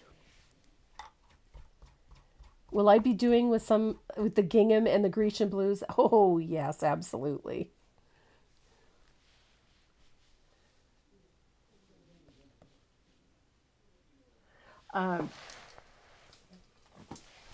This color, that coral buzz, it is almost a neon. It is just so, so pretty. This over top of any one of the coral tones is just gorgeous. I'm absolutely in love with this. This is that fresh mango. Such a gorgeous color. It's a deep golden orange, and to highlight your oranges, like for pumpkins and whatnot. This one. And then this, again, in that same tone. It's almost a neon. A gorgeous lemon burst is the name of it. This just absolutely pops over top of some of the darker yellows. If you want a zap of a highlight on yellow, this one will do it for you. And then my knees went weak with this one. I love a really beautiful red, and this is just stunning. This is an absolutely luscious, luscious red. This red, crimson red is just to die for. And it is so rich. And I'll tell you something. Base coat with that coral buzz, and then put this over top. Your berries positively glow. Just saying. I've been having a little bit too much fun with the new colors. And there's stuff coming up, so you're going to love it. So I've got my little handy dandy hi Sandra, a dry brush here. I'm going to get a little bit of warm white. So I want to put a nice little touch of a highlight at the top of my bunny. Now, you could just dry brush this if you want to. Just put a little, nice soft dry brush in the centers of the pads. Little dry brush of warm white. Like that. But, remember what I said about this drywall tape? This stuff is so much fun to work with. Take a little 2-inch piece. You really don't need much more than that, especially if you're working on smaller projects like this one. You don't need to have a ton of it. And it's easy to control a little 2-inch piece. So if you want to, this is what you can do. You put your piece of tape down. You grab yourself a clean stencil brush and a little bit of warm white. And you just dry brush a little highlight. Okay, acrylic nails and sticky stuff don't go together. Okay, come on. Oh, good God. There, alrighty. So you can highlight that way. You can do the same thing on the feet. Just a little texture in the center There, look at that highlight. So simple. So if you want to maintain that sort of texture look, try a little bit of that. So that when you come back in and you deepen that shading in there, we're going to bring in a little touch of asphaltum, of course. Yes, Margaret Davis, it would be. So little touch of asphaltum to deepen those shadows. It crisps up the edges, gives you, look at that. So now we've got that cute little highlight with that texture that matches the rest of the bunny. Now, I'm using drywall tape for this, but you could use tiny little polka dots or a little checkerboard or whatever you wanted to, quite honestly. You could use that pattern in there. If you wanted to make this look like a different type of fabric, you could absolutely do that. There is nothing to stop you.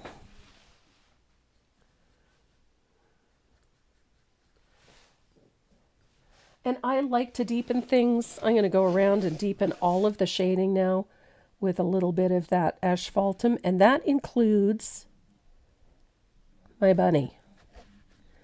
I like to deepen shadows. And I've got a little too much asphaltum on my brush, but it's fine.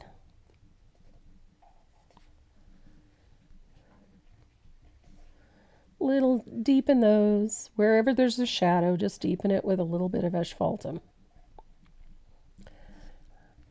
I had first couple of floats there had a little too much color. Didn't quite thin it enough. There we go. But that little float of asphaltum deepens things.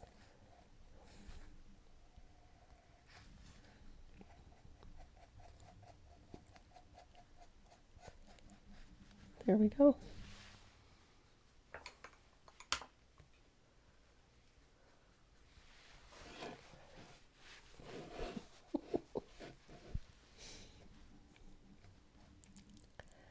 I'm a big fan.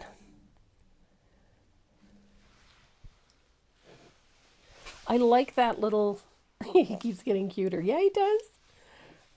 It's much brighter. Robin, it's much brighter than Tea Berry. That Coral Buzz is much brighter than Tea Berry. There we go. So that little shading with asphaltum just does wonderful things. And you can do the same thing over the pinks. Going over the pinks is okay. It just deepens that color very nicely. Look at that. See, our bunny's got more life now. So we're going to do one more thing with all of this light buttermilk in here. I'm going to grab a little bit of warm white. And I'm going to bring just a little float of warm white on the highlight side of this bunny. So there, the top of the foot, this side, on the ear here. It's just a light float. You don't have to do it. We don't want it really bright. A little bit here, little brightness. Little dry brush in the middle there too. And then again, on the pink, remember we dry brushed there, but we didn't do the nose. So I'm going to bring a little warm white at the top of the muzzle. Like so. And then we're going to do the nose. So that wild berry, we're going to use it quite strong. We're not going to blend that out that much. And we're going to put a shadow on the nose like so. Right to the top of that triangle shape, like that.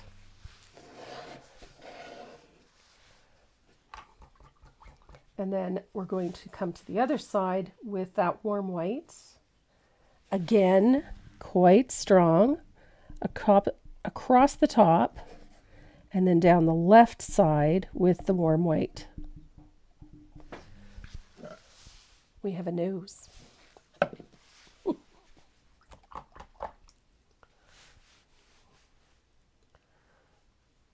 Now on the eyes, remember we've got sort of an eyebrow in there. We're going to put a float of that salted caramel right there, inside the eyebrow. And we're going to do the same thing on this side.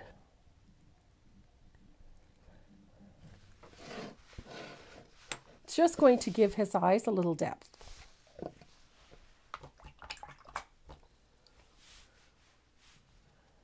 On the eyeball itself, we're going to thin out some warm white.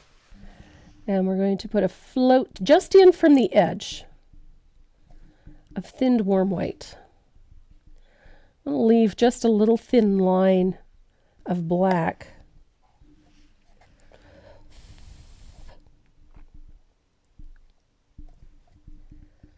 Like so. So it's a tiny little highlight. Just enough to give it a little oomph. I just made a mess of that right there. I just noticed that when I floated the asphaltum, I had a little bit of a halo effect, and it made a mess. There we go. Fixed.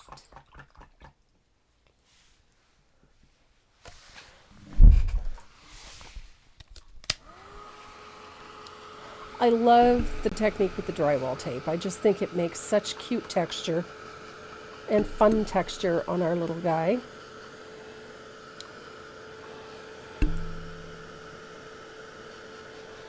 And then we're going to fix a couple of little things. And they are just little things. I'm going to do this with a rigger. There's a little open spot right here between the ear. You can just see the background through it. I'm going to take a little bit of asphaltum. And we're going to put just some thinned asphaltum and just fill that little space there. And there's another one on this side of the head above the shoulder right here, and that one is also getting a little coat of asphaltum. It is thinned, it is not full strength, doesn't need to be, but we need that shadow back there just to give him a little dimension. And then we have another one here underneath the ear.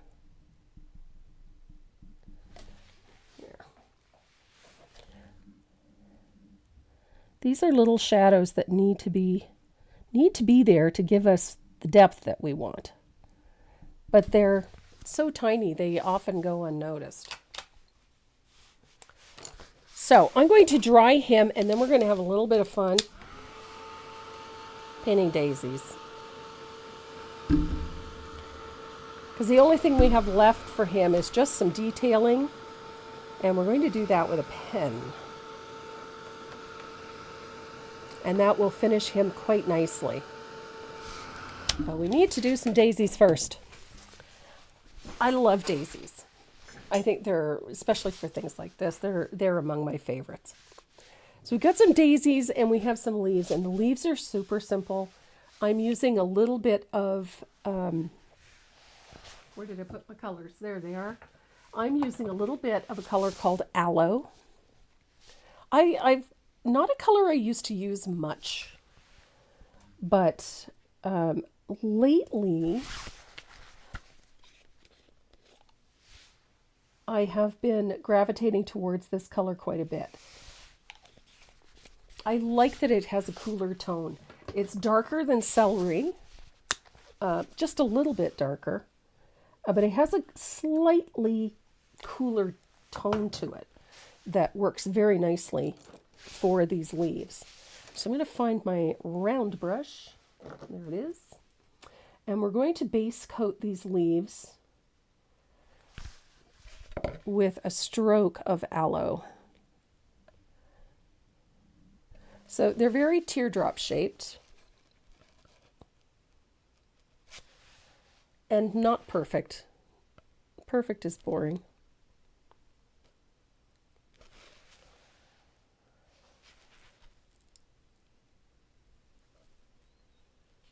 There we go. So if you've got a good round, this will work perfectly.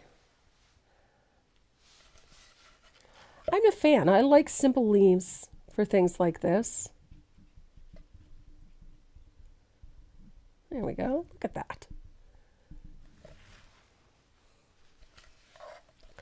These little elements, I think, are really important. You don't have to do a ton of it, but I think it's important to have those little elements in there. It just makes things look happy. And then we've got 2 leaves down here below this daisy here.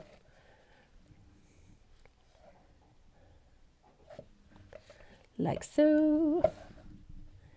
And like so.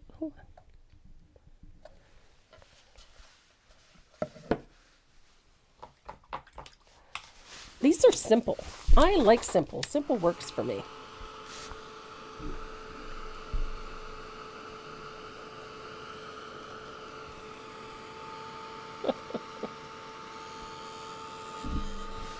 There we go. Again, I'm using a number 5. That is my go-to.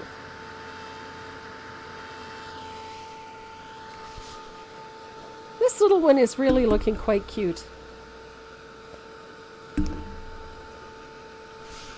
And I just realized I missed 2 leaves down at the bottom here because I forgot we have another daisy down here. So we have 2 leaves down here. One here, choop, and one there. Choop. There we go.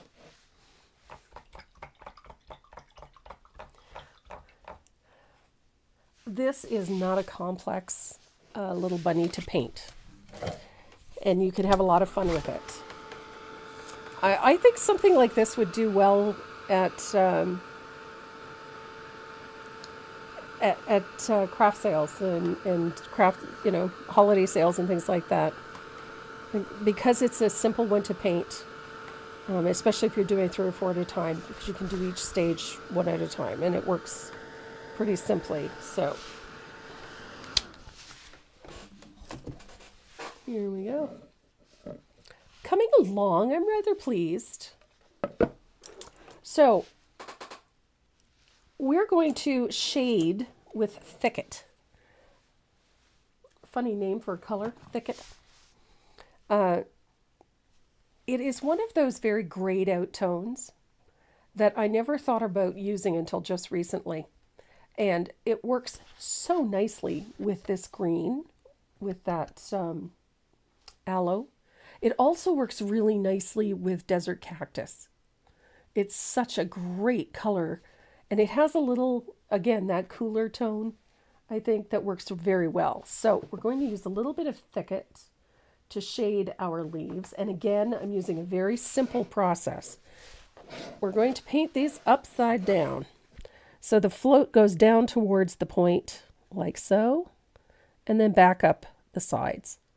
So the shadow only goes to the narrow end of each leaf. And it's U-shaped. So U-shaped float, down to the point, up on the sides, down and up.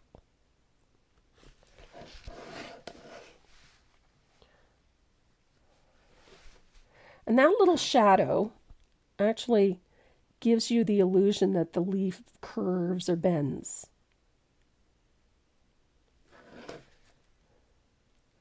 And I've got a little too much water in the brush. That's why it's a little soupy looking.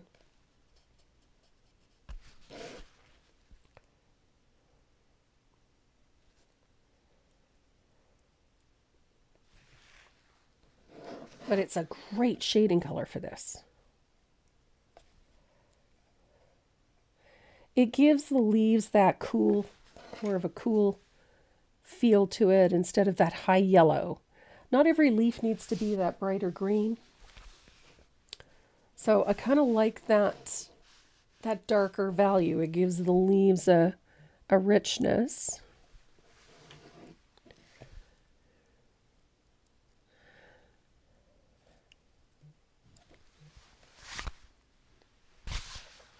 I see you guys are downloading those printables. Thank you. I'm glad to see that happening. Don't be afraid to post pictures on the live page or on my page of pieces that you paint from those printables. We'd love to see what you do with them. Now, there's two ways you can highlight these leaves. You could do it with a little bit of warm white. That works really, really well. And that was my primary go-to, but I discovered something the last few days, and that's this. This is sea glass. Sort of a bluish green tone. It's a really pretty color. And I wanted to show you something. You can use the warm white. You're going to get a nice frosted look regardless. But I wanted you to see something. These are the colors. This is the aloe. This is the thicket, and this is the sea glass. And this is a nice combination. It's very soft. The color looks really, really nice together. So if you would prefer not to use the warm white, you want to try that sea glass, let me show you what it does. I'm using a little bit of, I don't use a floating medium. I use Jo Sonja's Fast Dry Glaze for everything. So I'm using a little bit on my point. Blend it out. You don't want it full strength. You don't need it full strength. It is a nice smoky color, and the sea glass, it almost gives these leaves a frosted, cool look. And I just love what it does for this leaf. Look at that. Gives it that nice frosted look. It's a very soft float, very soft highlight. It does wonderful things for those two colors, for that aloe and for that thicket. The two pair very nicely together. And it's not as harsh a highlight. It's very, very soft. So you're not getting a high contrast, but it is a beautiful highlight. And it works so, so well. So there is that sea glass. Right out to the edge. Don't be afraid to go right to the edge of the leaf. Gives you a really pretty, pretty float.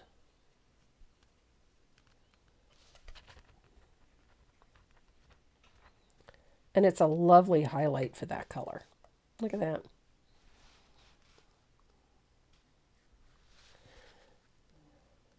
We have a plant here. It's a wild herb that grows here called lamb's hide. And it has this look to it.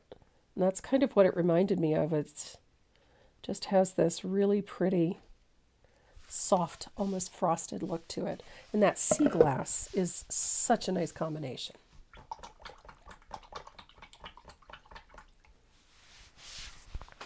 So I'm going to dry that.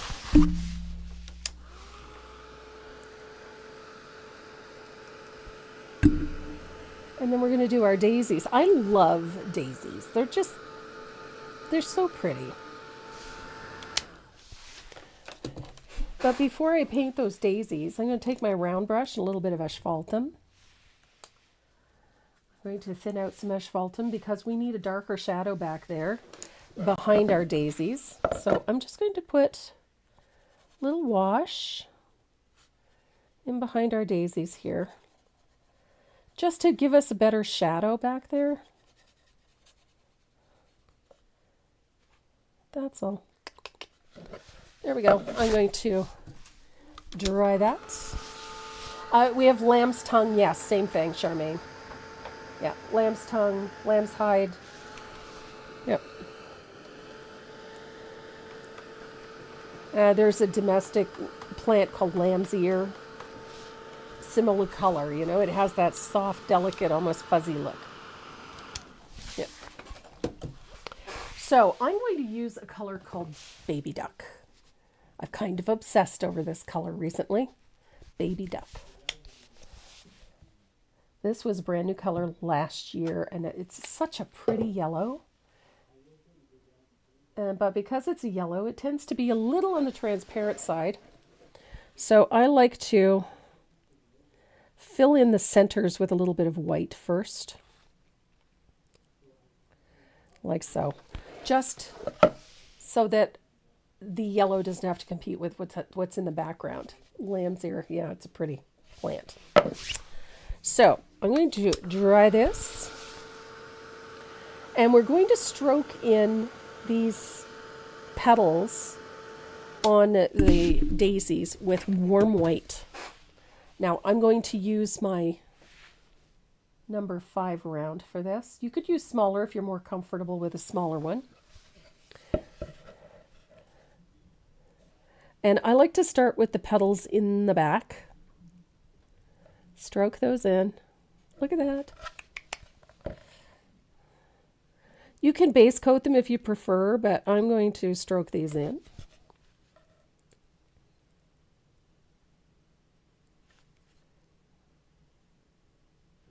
Oops, made a mess of that one. There we go.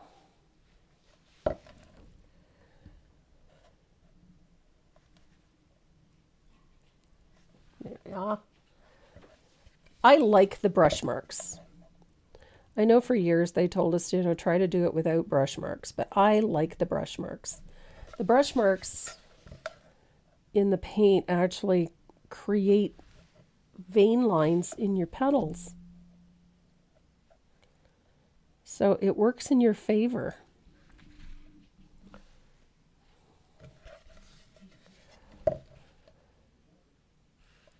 And I just realized I missed a leaf. There's one in there and I forgot about it.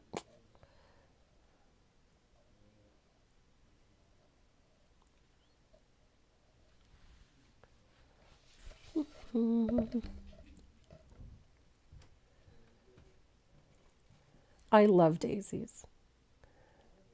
One of my favorite flowers. And I like them to have that sort of loose, imperfect look. Daisies are never perfect. There's always something wonky with them.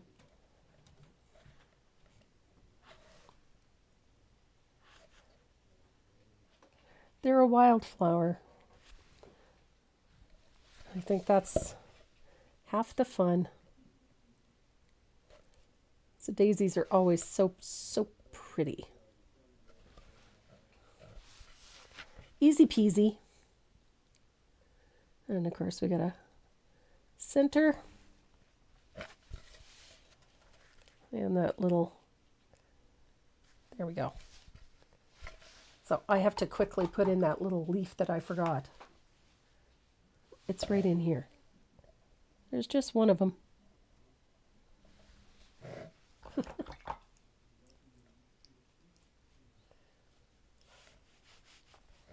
So this is where our baby duck comes in.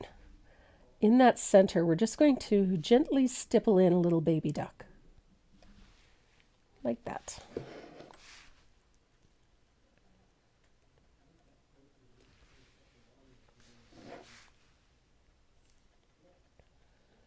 There we go.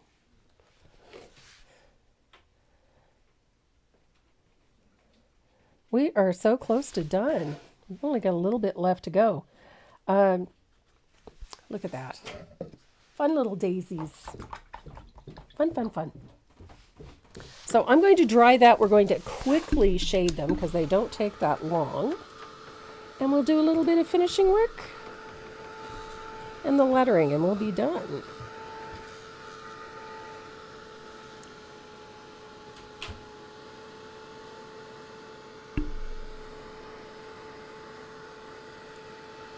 I use the baby duck full strength. So we've got a cute little bucket full of flowers. So you can use tea berry. I managed to get paint all over my face. You can use tea berry, which again is one of my favorite colors. I love this color. And it's fabulous for shading the centers of these daisies. Just fabulous. So we're going to have some of that on the palette. And we're going to have a little bit of Bahama Blue. Because I don't like asphaltum. I don't think I can paint anything without Bahama Blue. It's probably one of my favorite colors. Especially if I'm painting white. If I'm painting something that's white, like daisies, And I really need to get a new bottle of Bahama Blue. Oh, goodness. I guess I do. That one's empty.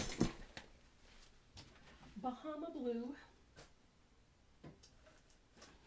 Now I have to see if I have Bahama Blue. Of course I have Bahama Blue.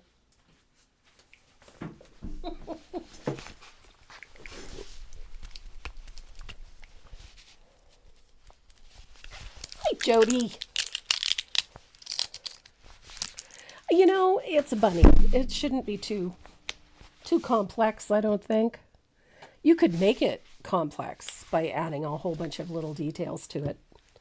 But in this particular case, this suits us. So I'm using a little bit of Bahama Blue. I love Bahama Blue. Again, I'm blending this out. I don't want it full strength. And we're going to put a nice little float of Bahama Blue right behind the centers. On those petals. And one of the nice things about this is that you're going to use Bahama Blue to shade in between the petals to lift the petals.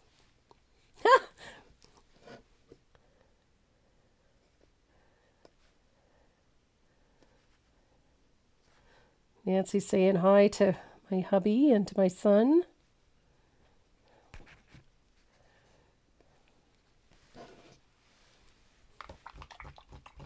Hi, Mary.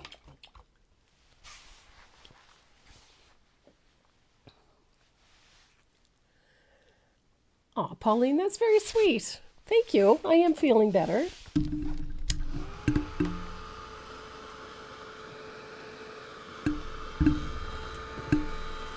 It is...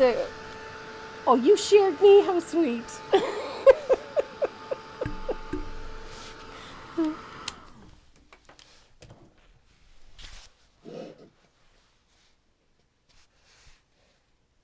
So I've got a little Bahama Blue back in the back of these daisies. I'm going to pick up a little asphaltum and I'm going to tone that. I use asphaltum for toning a lot of things. It helps deepen shadows very nicely. The fun part about this piece is that we don't really have to worry too much about the details because we're going to use a pen to do a lot of them. But it's still important that we get all of those other things shaded because those shadows are what give it all of its depth. So we've got a nice little shadow back there. Look at our daisies. Fun little daisies. So we're going to pop the center with that tea berry.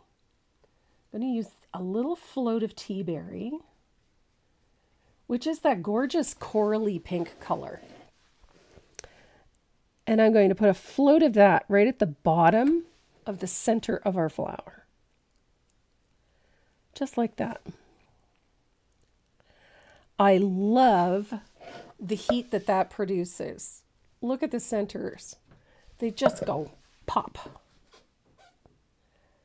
So now we've got this nice orange tone in the center of our little daisies. These would be oxeye daisies. So I'm going to dry that. Today is the last day for that kit of the week and the pattern of the week. So if you haven't, if you were looking for it and hadn't gotten to it, today is the last day. We'll have a new pattern for the week tomorrow and a new kit of the week tomorrow.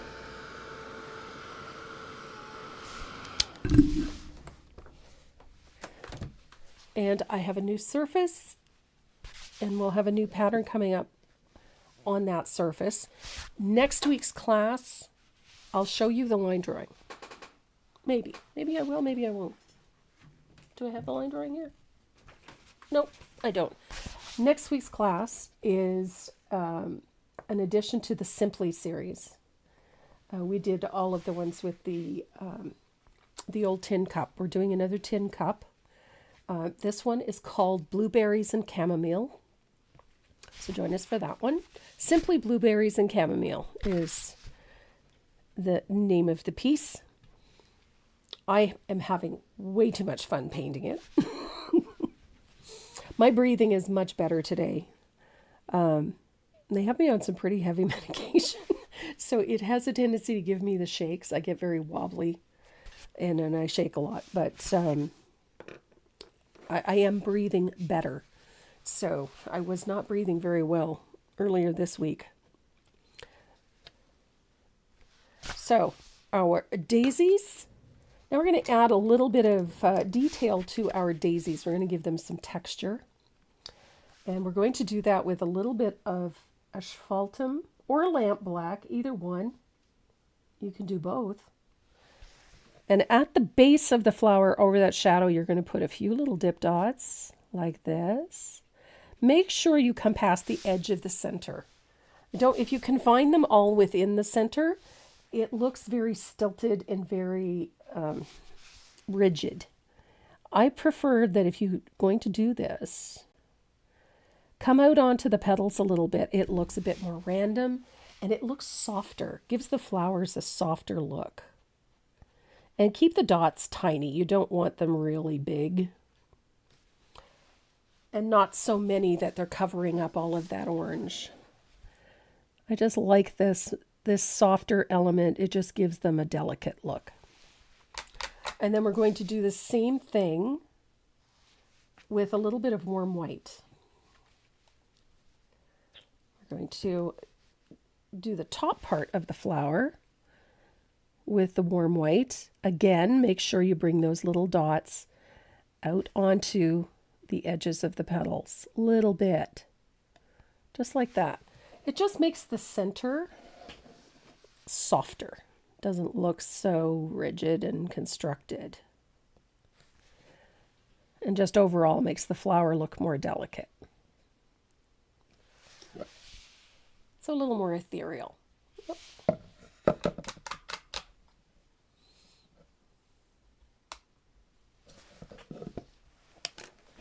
Linnell, I'm just happy I can breathe. Wasn't breathing too well last week. So I was really happy to be able to get in to see the specialist and happier still to get started on my new treatment. So here we go.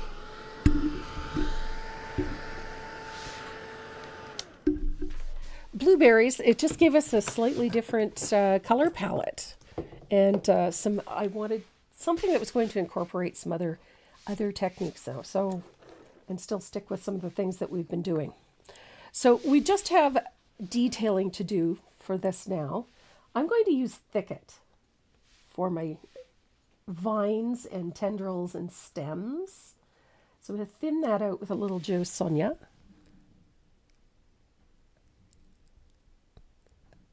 And stroke in those little stems. Things need to be connected. So we're going to connect them. And things need texture. So we're going to give them texture.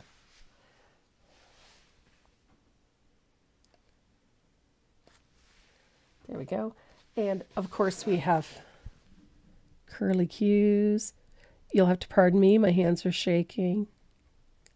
There we go. I'm due for more medication. Now, I like to have a little vine going around my handle. So do that with a little bit of Thicket.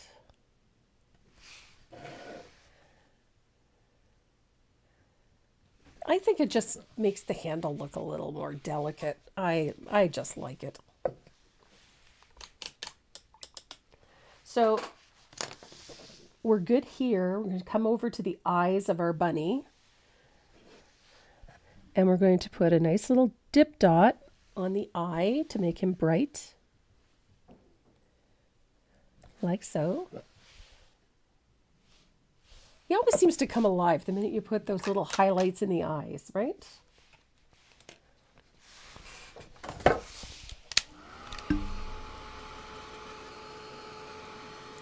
Here we go. Now, I used a black Posca pen to do my lettering.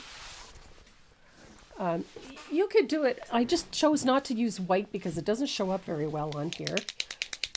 But I'm going to show you a little trick that I like. I just think it works quite well. So I've got my black Posca. I love these Posca pens for this type of lettering in particular.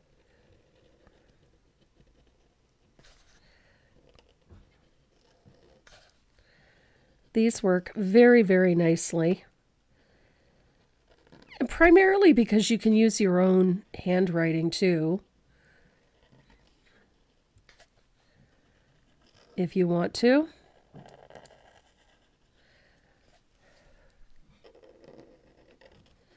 But I have the shakes, and I had the shakes when I was doing the original. And so the lettering was a little wonky on the first one. But it came out okay, I guess.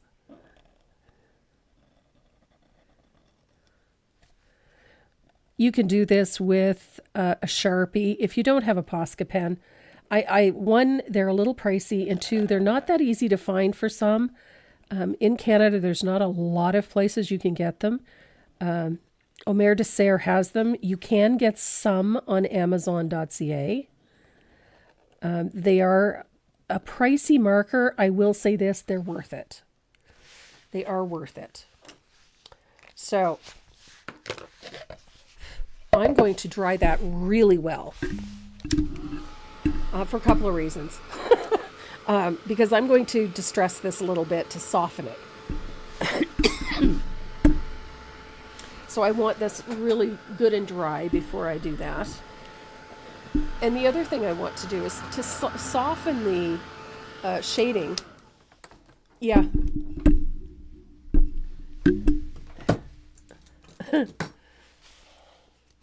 To soften that shading, giving it a light sand. I've got a couple of spots where I'm not super thrilled. So I'm just going to...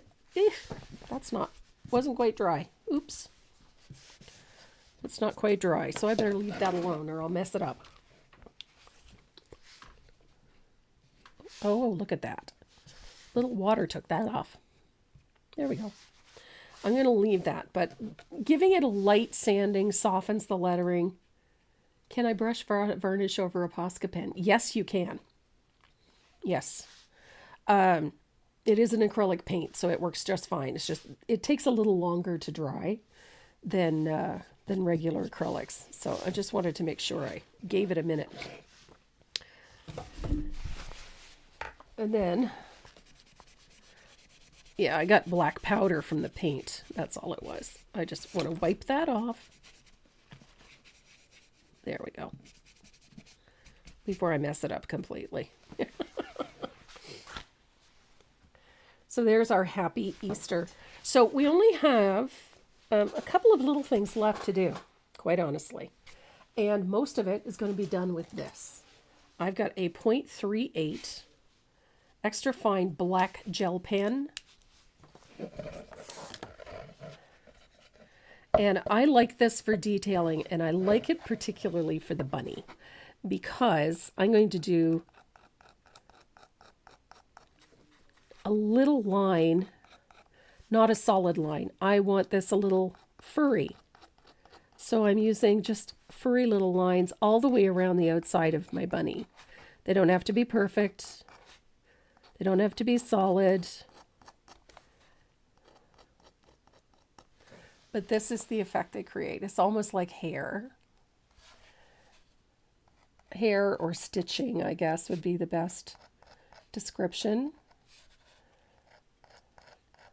I don't really like the idea of a solid line. I think it would make him look a little too hard-edged, and that's why I gravitate towards this sketchy line most of the time in a lot of the things that I do. I like the sketchy line because it's not heavy. It's a little more subtle. And it's the same around, these things here. I prefer the sketchy line with the, a couple of little vertical stitch marks. it just makes him look softer. It helps define him nicely, but it does make him look softer. And for me, that's even more important. Now, these gel pens, I've never had an issue with putting the varnishing over top. However, that's not to say that some varnishes won't. And so I usually will recommend, and I practice this myself, I recommend that you put 2 or 3 light coats of Decor matte spray or any kind of fixative spray over top whenever you're incorporating a lot of different media, simply because it eliminates a problem. So if you've got most of my designs, I incorporate things like gold foil and I incorporate things like gel and Posca pens. So they're not always necessarily perfectly compatible.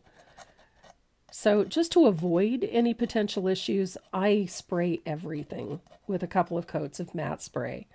Whether it's fixative, I've used a variety of them, but Decor obviously is my favorite, but if you don't have access to that one, any fixative will work just fine. And that's what I recommend that you do. Just put a couple of light coats of fixative on, and then you eliminate the potential for that problem. So, little line around the nose. I like to put a few little stitch marks on the nose.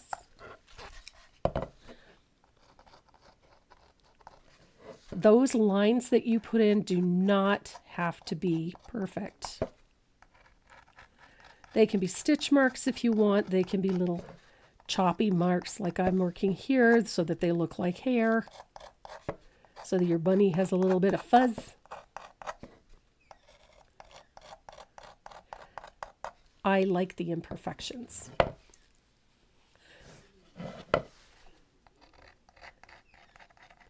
Yes, I'm sorry. I know I work fast. But that's why we have the replay, so that you can go back and watch what I do.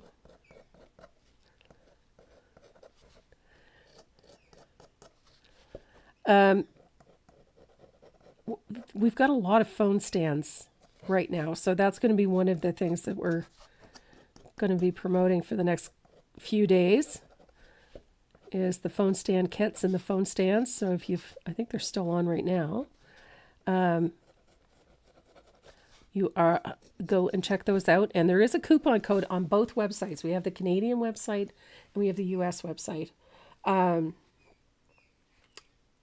You can, if you're Canadian, and we ship direct anywhere in the country, so you can just visit the website at tracymoreau.net, and then when you go into the shop, there'll be a button that says Canadian Shop Here. Just click on that. It'll take you right to Tracy Creates, and everything is in Canadian dollars, and we usually ship within 36 hours, so sometimes sooner than that, depends.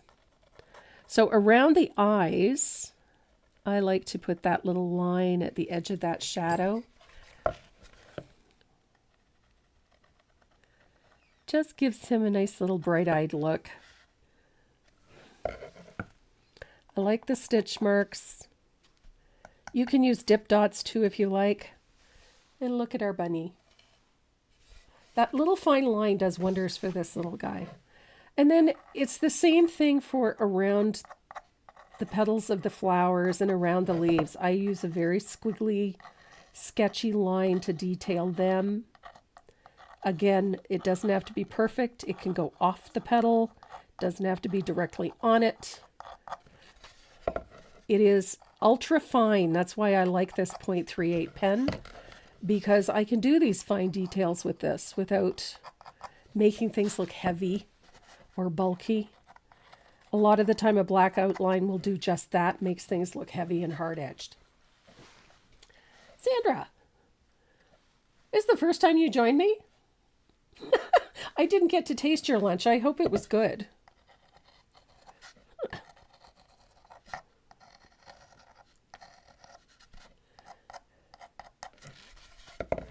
Sandra Malone is an amazing designer and painter.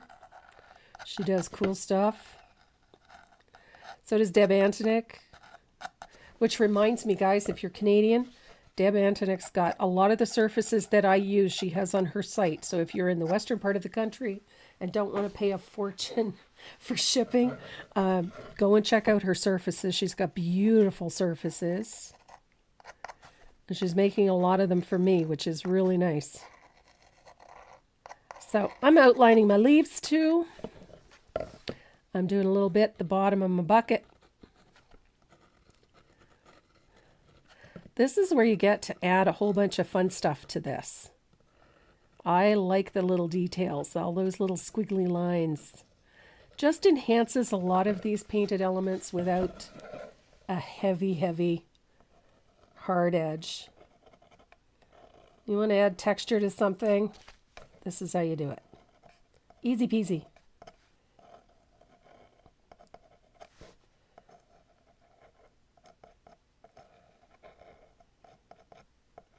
I love hash marks and dip dots and squiggly lines. It just makes things so much fun to paint. Easy to detail. It's always so much fun. Need texture, you can add it. Look at that. Again, it doesn't have to be perfect. Now, I had the thought a little butterfly would be cute on this too. If you were feeling energetic, I would paint the butterfly to match either the bumblebee or the bunny. You could add bumblebees too. Whatever your little heart desires, you can add to these designs easily.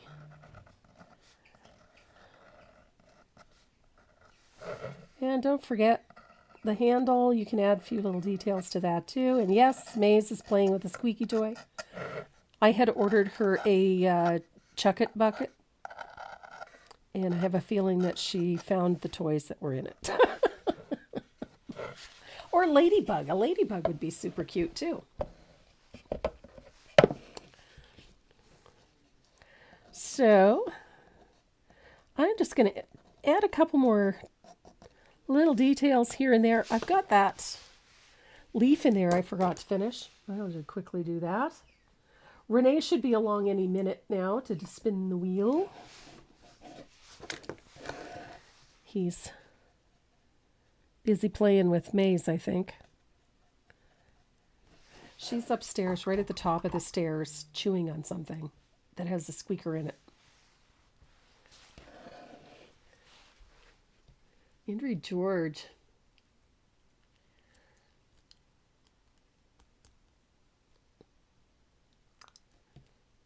Oh, journaling is a great way to get your mojo back. So, there we go. I needed to get that fixed because that would bug me.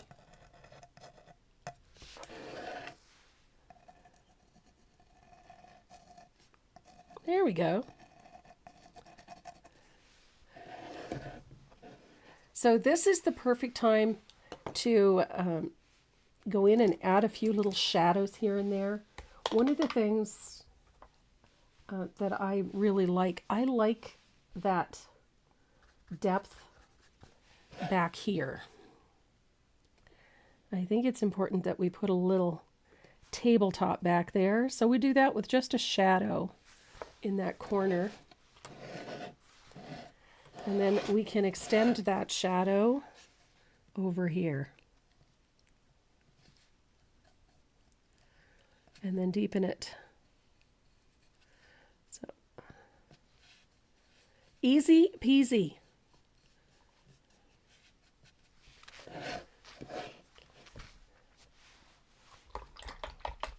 So I'm going to dry this really quick. Make sure that all of your ink is dry before you spray anything. Elka, that's a shepherd. Maze destroys, she rips them apart to get at that squeaker. We've had more casualties than I can imagine. So last step for this piece, we're going to use a fugly brush. And I'm going to thin out a little bit of lamp black, and I'm going to pick up a little asphaltum in it. And we're going to spatter gently and lightly with a little bit of thinned lamp black. Very gently. We want fine spatter, so be careful with it. And then I'm going to take a clean fugly brush. Well, reasonably clean fugly brush. And I'm going to spatter it with a little bit of warm white. Kay's been collecting patterns. And my group's pattern, Parfumerie, the big one, in the pink, is now available on the website. There we go. A little bit of warm white. And Renee has the wheel all loaded up.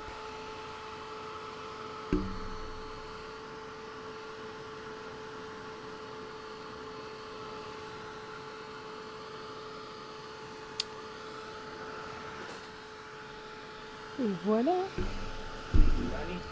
Lazy bunny.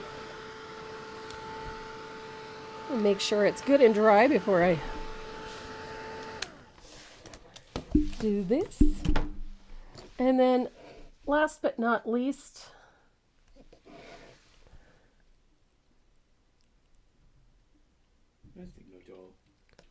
there we go. Put my scribblature in. Debbie Easton, her body is crossed. There you go. There's our lazy bunny.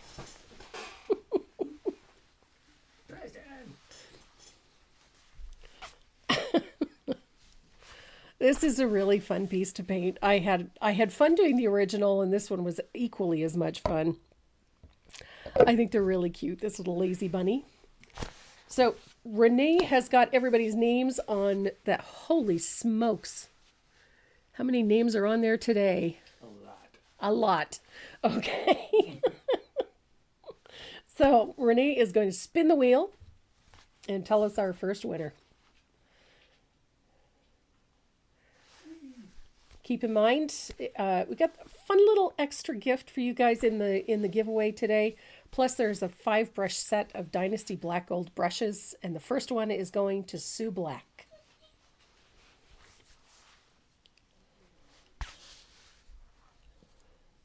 Awesome. Congratulations, Sue. If your name comes up on the wheel, head over to the website at tracymoreau.net. Click on the little speech bubble in the lower right-hand corner of the screen and send us your shipping information so that we can get your goodies out to you as soon as possible. Anything that is unclaimed after 2 weeks goes back in the bin, and we use it for future giveaways. And the next winner is...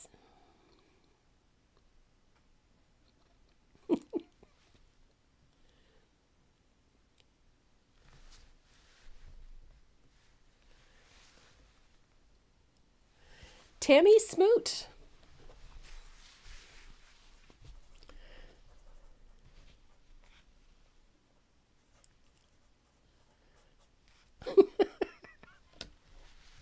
Thank you, Serena. I'm glad you like it. And the third one goes to, I cannot get over can't even read that wheel.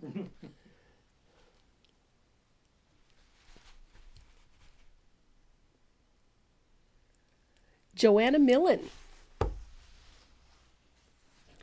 Awesome. That's 3 names I'm not familiar with or haven't seen in the chat much. But that's great. Right on.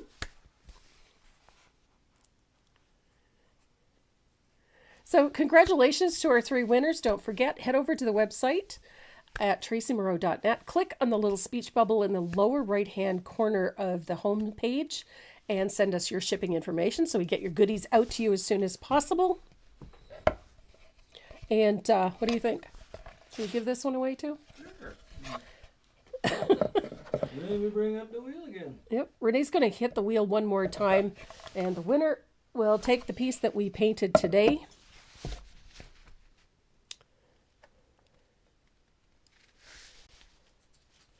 Good.